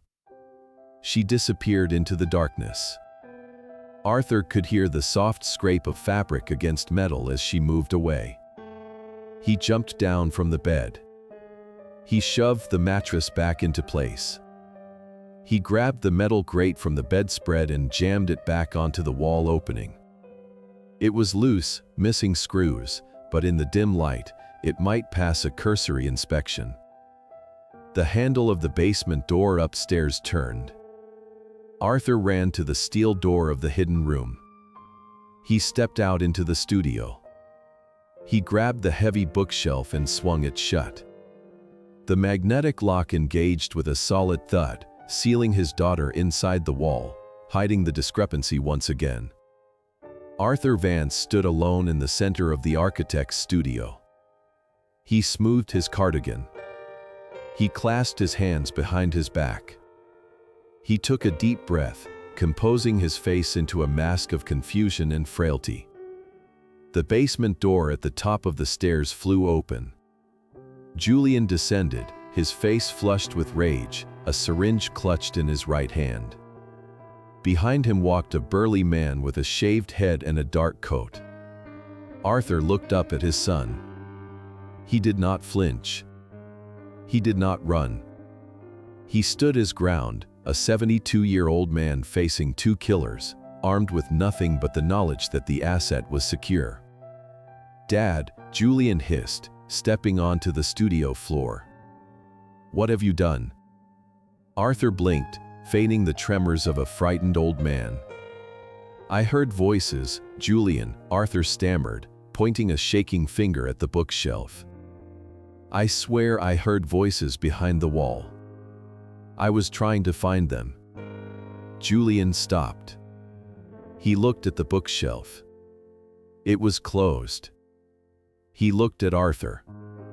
He saw no girl. He saw no open vault. He saw only a confused father standing in a room that smelled of lavender and secrets.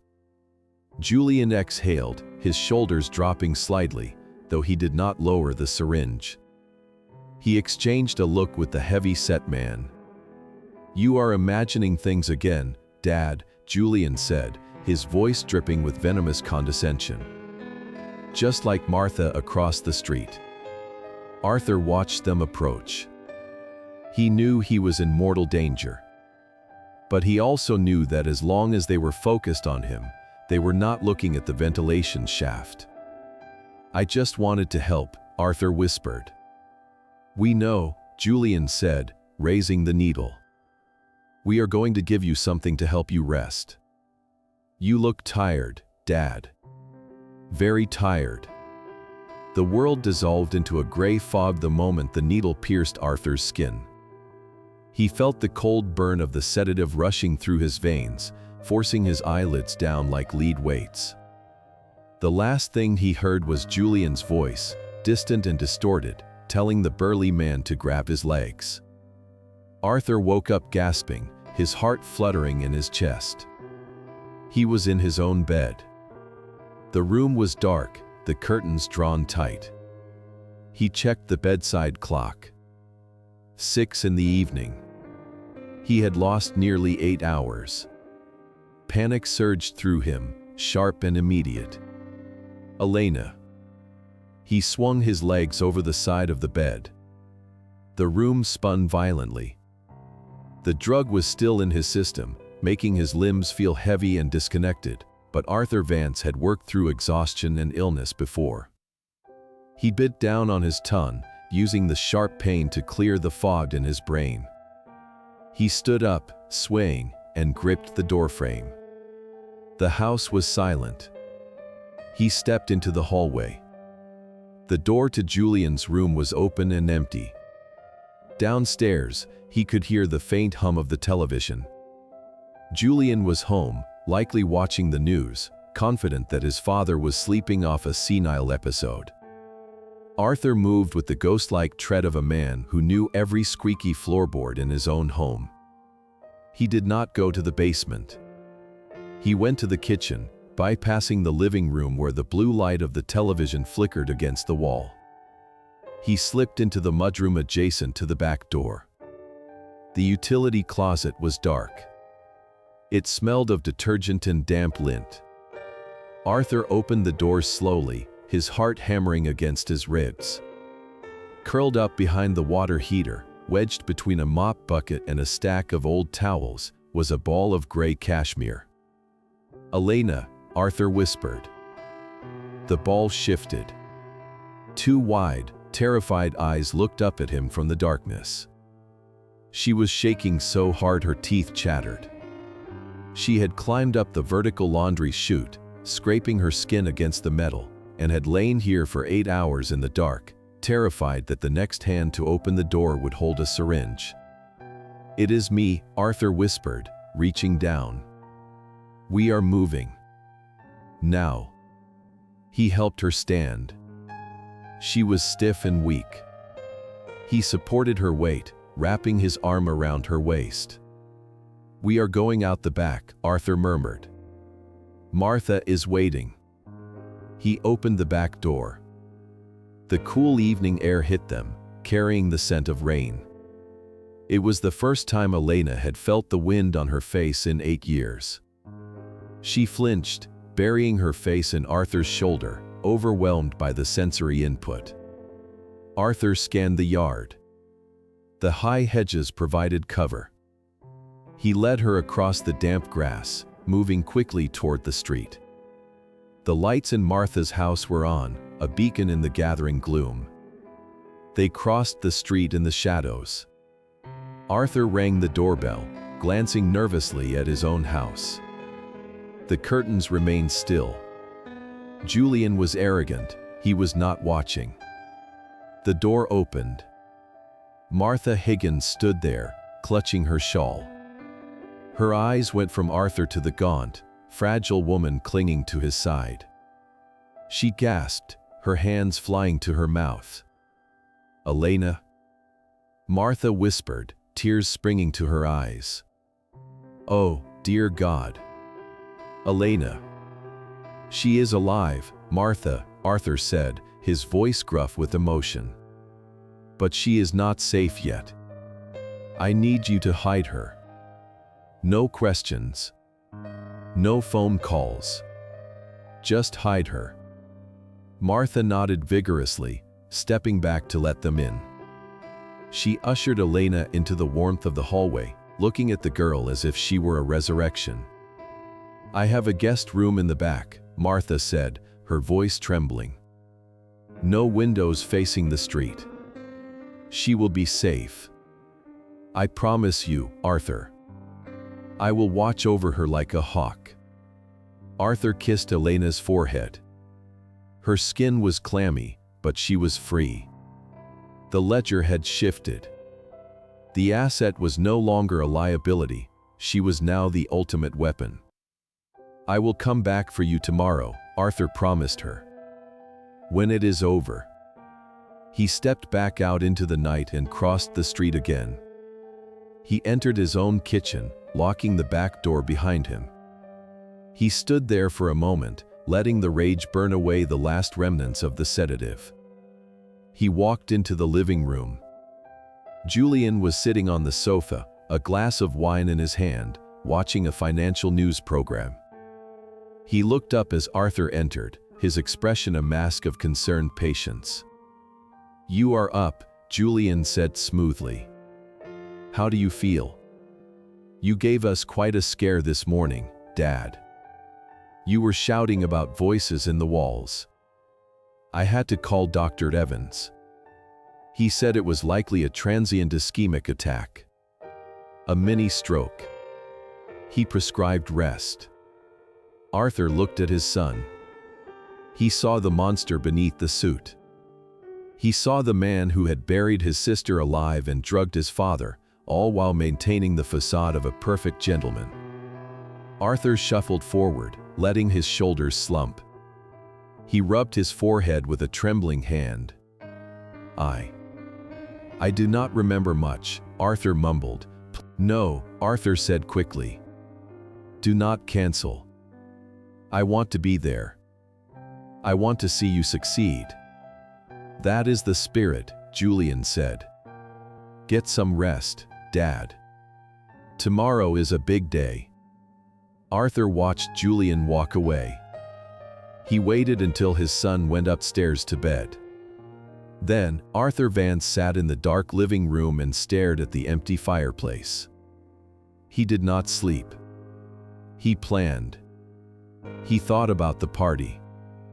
He thought about the guests who would fill this house, the clients, the city officials, the elite of Seattle society. Julian wanted an audience for his success. Arthur would give him one. He went to his study and unlocked the bottom drawer of his desk. He pulled out the USB drive containing the deepfake analysis. He pulled out the photos of the financial records. He pulled out Martha's notebook. He arranged them on the desk like a hand of cards. Tomorrow, Julian Vance would stand on a stage and toast to his own brilliance. And Arthur Vance, the retired accountant whom everyone thought was losing his mind, would walk up to the microphone and present the final audit. The trap was set. And Julian was already standing in the center of it. The Vance estate glittered like a diamond against the dark velvet of the Seattle night. Expensive cars lined the driveway, their polished surfaces reflecting the golden light spilling from the windows. Inside, the house buzzed with the murmur of 100 conversations, the clinking of crystal glasses, and the soft strains of a string quartet playing in the corner of the grand living room. Julian Vance stood at the center of it all, a king in his castle. He wore a tuxedo that fit him like a second skin, holding a glass of champagne as he charmed the mayor's wife with a story about sustainable urban design. He looked radiant, untouchable, the very image of a successful, benevolent architect. Arthur stood in the shadows of the hallway, watching. He wore his old suit, the one he had worn to his retirement party from the bureau. It was a little loose now, but freshly pressed. He held a glass of water, his hand perfectly steady. "Dad," Julian called out, spotting him. He waved Arthur over, his smile bright and performative. "Everyone, please, say hello to my father, Arthur Vance. The man who taught me everything I know about integrity." A ripple of polite applause went through the room. Guests smiled at the sweet old man. Arthur shuffled forward, playing his part. He nodded, he shook hands, he accepted the patronizing compliments about how well he looked for his age. "I am so proud of him," Arthur said to a city councilman, his voice trembling slightly. "He has built quite a life here." "He certainly has," the councilman agreed. "A true pillar of the community." Julian beamed, basking in the adoration. He checked his watch. "It is time for the speeches, everyone. Please, gather round." The music stopped. The guests formed a semicircle around a fireplace, where Julian stood with effortless grace. He raised his glass. 10 years ago, I started this firm with a dream," Julian began, his voice rich and commanding. "A dream to build spaces that protect and nurture the human spirit." Arthur moved quietly to the side of the room, near the large flat-screen television that had been set up to display a slideshow of Julian's architectural achievements. The remote control was in his pocket. The HDMI cable ran along the baseboard, connected to a laptop hidden behind a heavy drape. Julian continued, speaking of family, of legacy, of the sister he lost too soon. "When Elena left us," Julian said, his voice dropping to a somber, respectful whisper, "I promised myself I would build a world she would be proud of. I designed every building with her artistic spirit in mind." A few guests wiped away tears. It was a masterful performance. Arthur's thumb hovered over the remote in his pocket. He looked at his son. He looked at the lie that stood there in a tuxedo. "And now," Julian said, raising his glass higher. "To the future. To truth in design." "To truth," Arthur echoed loudly. The room went silent. All eyes turned to the old man. Julian's smile faltered for a fraction of a second, then returned, tighter than before. "Dad," Julian said. "Did you want to say a few words?" "I do," Arthur said, stepping forward. He did not shuffle this time. He walked with the stride of a man who had kicked down doors for the federal government. He walked past Julian and stood in front of the fireplace. He looked out at the sea of faces, the politicians, the investors, the friends who had enabled Julian's rise. "My son talks a lot about design," Arthur said, his voice clear and sharp, cutting through the room like a cold wind. "He talks about structure, about foundations. But as an accountant, I have always been more interested in what is hidden beneath the surface." Julian laughed nervously. "Dad, maybe we should let the guests enjoy their drinks." "You are tired." "I am not tired, Julian," Arthur said, locking eyes with his son. "I am wide awake." He pulled the remote from his pocket and pointed it at the screen. "I want to show you all Julian's greatest project," Arthur announced. "It is not a skyscraper. It is not a library. It is a renovation." He pressed the button, the screen flickered to life. But it did not show a sleek building. It showed a spreadsheet. The guests squinted, confused. "This is the operational budget for a phantom department," Arthur explained, pointing to the screen. "Itemized lists of canned food, vitamin D supplements, sedatives. Purchased monthly for 8 years. Julian's face went white. "Dad, stop this. You are having an episode. Someone call a doctor." Arthur pressed the button again. A new image appeared. It was a photo of the forged wire transfer. $150,000 to a company specializing in panic rooms. Signed by a woman who had supposedly run away 4 months prior. "This is fraud," Arthur said. "Federal wire fraud. Forgery. Theft of trust funds." The room began to murmur.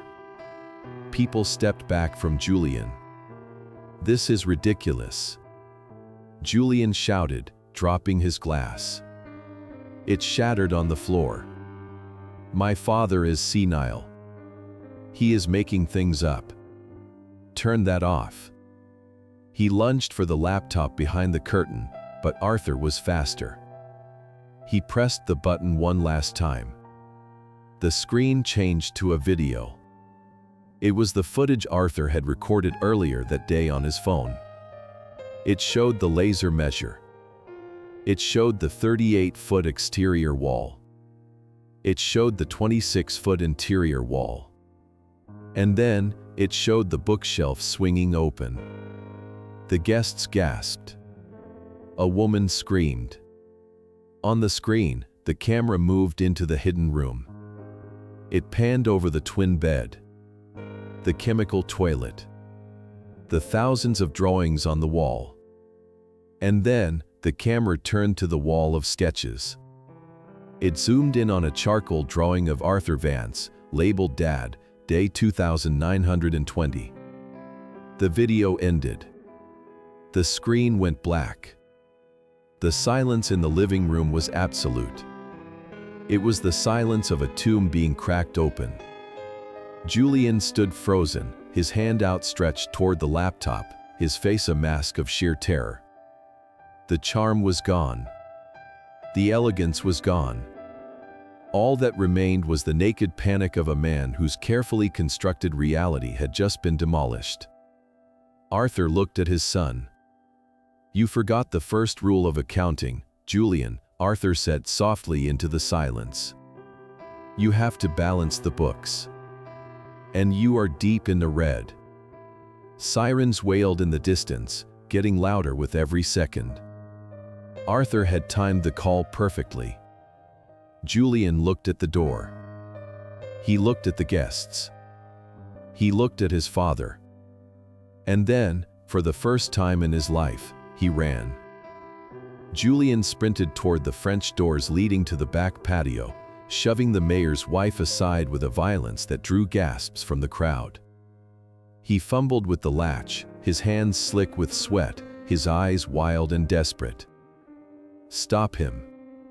Arthur shouted, his voice cracking with the strain. But the guests were frozen in shock, a tableau of sequins and tuxedos paralyzed by the sudden eruption of chaos. Julian threw the door open and stumbled out into the cool night air. Arthur moved to follow, but his path was blocked by the arrival of the police. Four uniformed officers burst through the front door, guns drawn, their shouts of "Police!"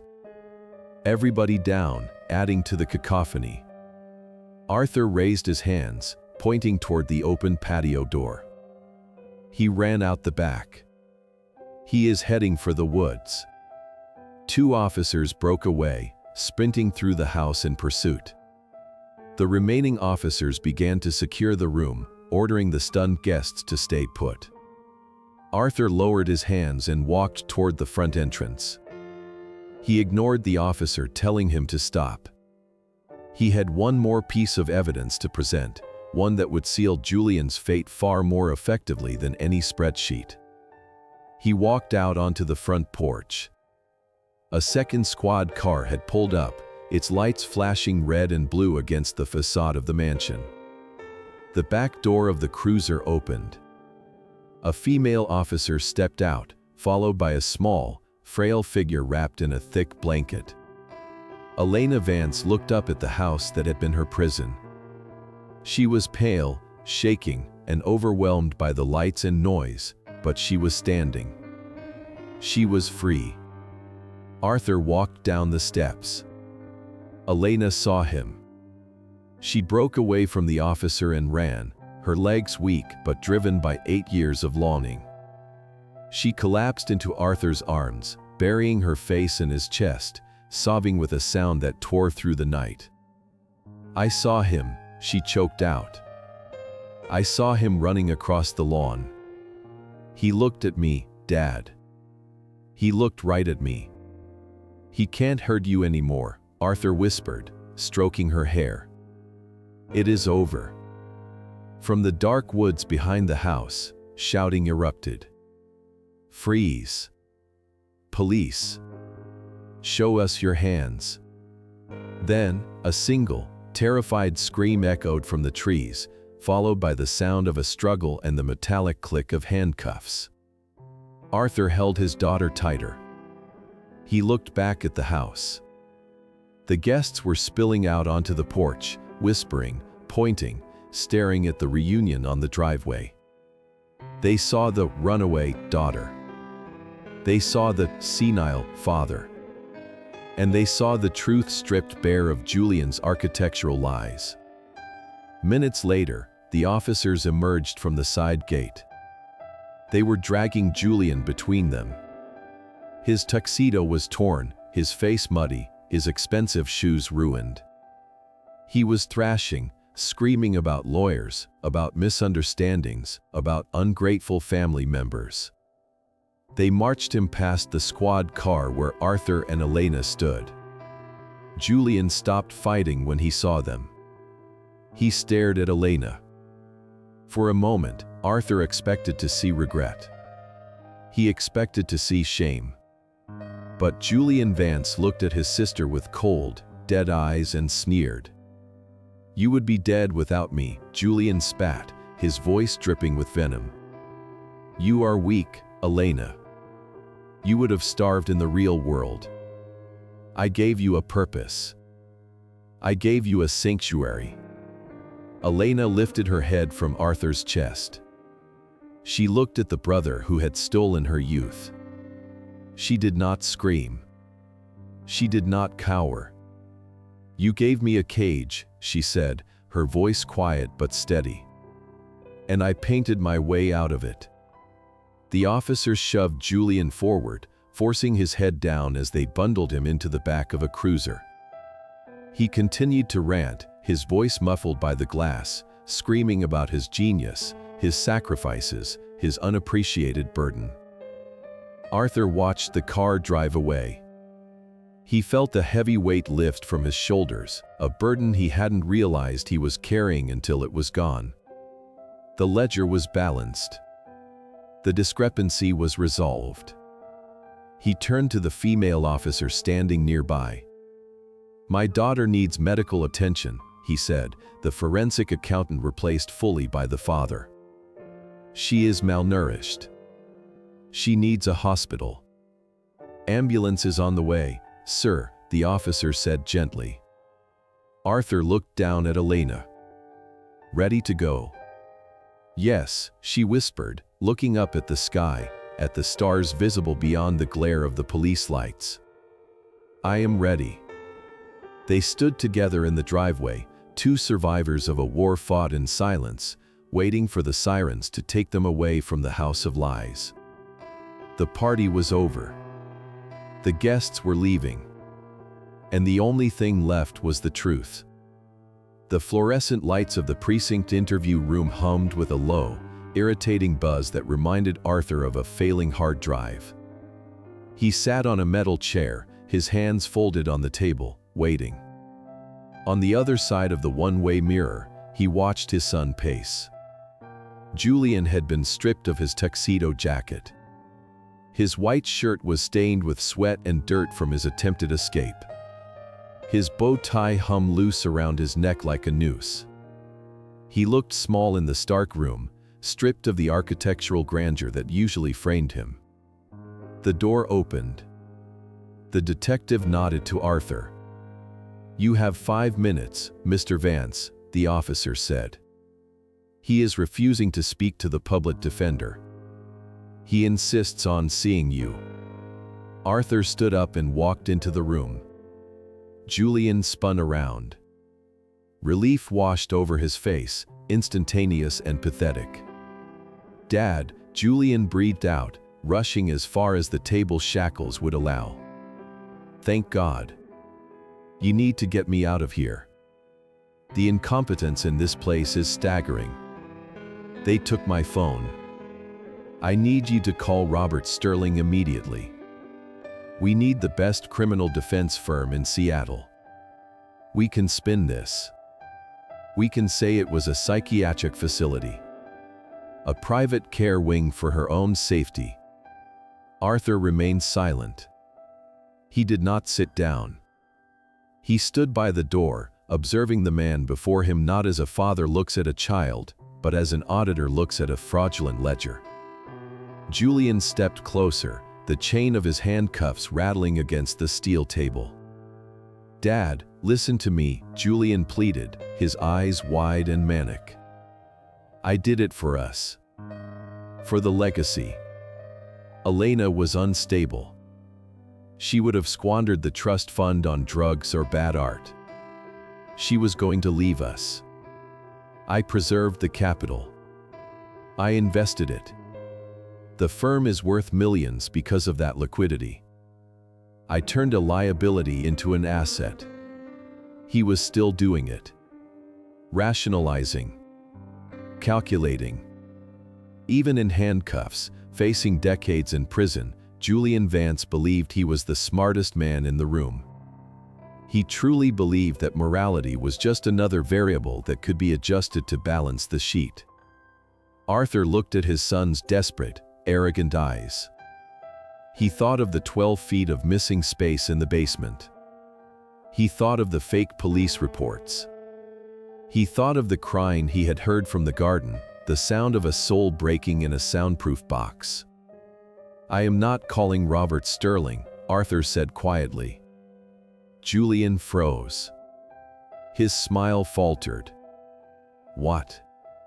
"I am not hiring a lawyer for you, Julian," Arthur continued, his voice devoid of emotion. "I am not posting bail. I am not calling your partners to smooth things over. I am not going to spend a single penny of this family's money to defend you."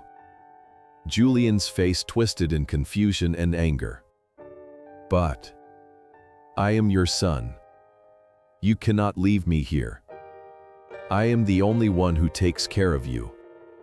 Who is going to manage the estate? Who is going to pay the bills? You are an old man. You will be helpless without me." "I managed the estate for 40 years before you took over," Arthur said. And I will manage it long after you are gone." Julian scoffed, a flash of his old sneer returning. You are weak. You let me take over because you could not handle the grief. You drowned yourself in whiskey while I built an empire. You need me."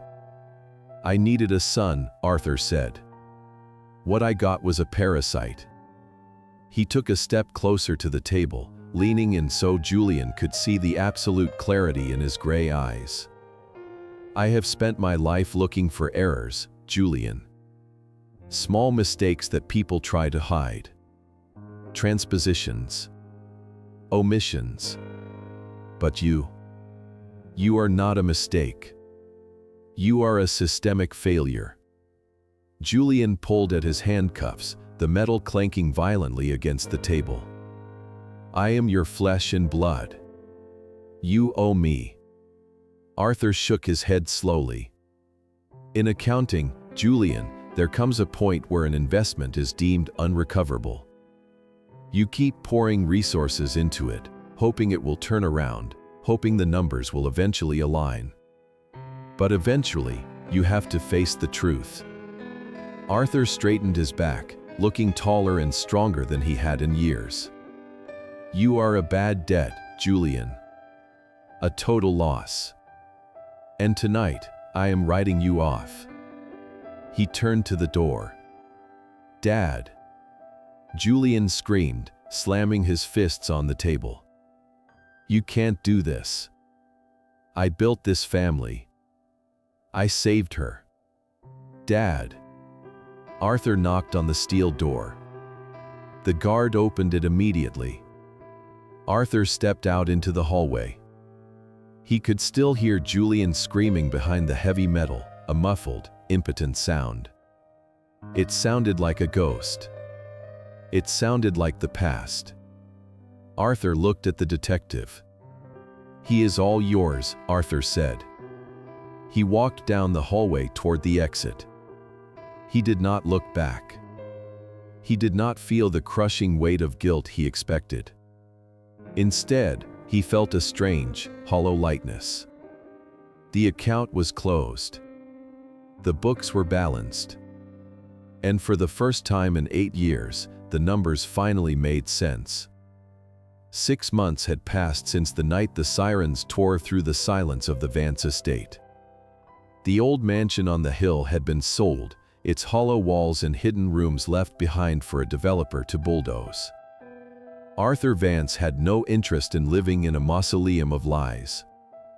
Instead, he and Elena had moved to a penthouse apartment in downtown Seattle, a place made entirely of glass and steel, perched high above the city fog.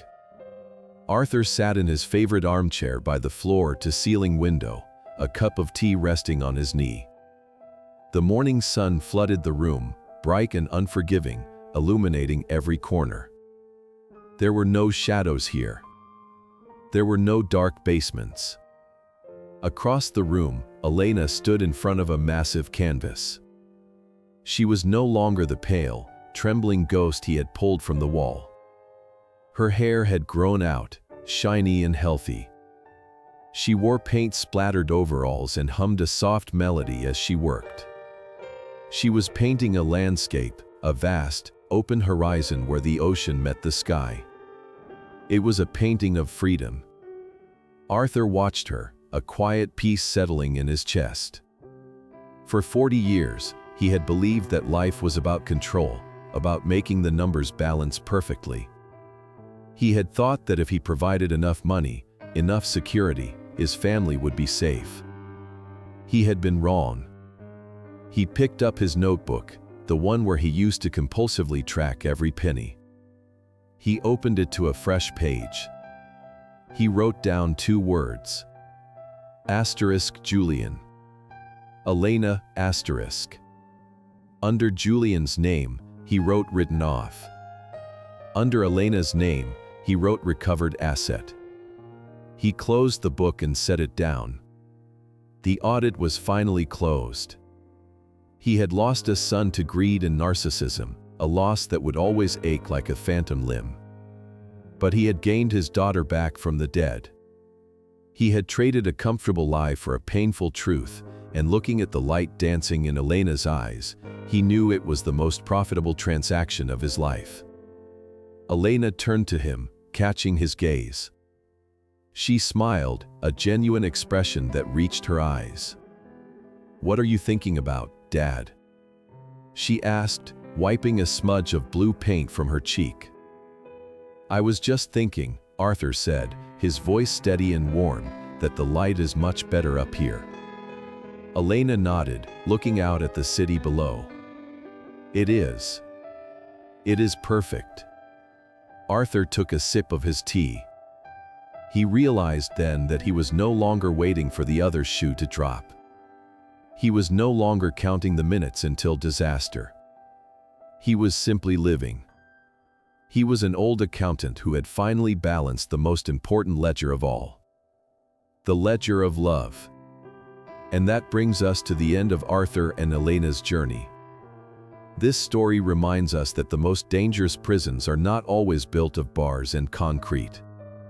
Sometimes they are built of lies, manipulation, and the silence of those who are afraid to ask questions.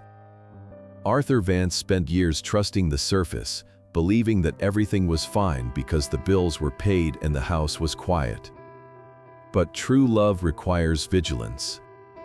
It requires the courage to look at the discrepancies in our lives, the small things that do not add up, and ask why. We often tell ourselves that ignoring a gut feeling is polite, or that questioning a loved one is a betrayal. But as Arthur learned, the devil hides in the details. Intuition is the body's way of performing an audit on reality. If something feels wrong, if the numbers do not balance, do not look away. Dig deeper. Measure the walls. Because the truth is always there, waiting to be found by those brave enough to look for it. Thank you so much for listening to this story. If Arthur's journey moved you, or if you found yourself holding your breath as he descended those stairs, please consider hitting that subscribe button and turning on notifications. It helps us bring more of these emotional and suspenseful stories to you every single day.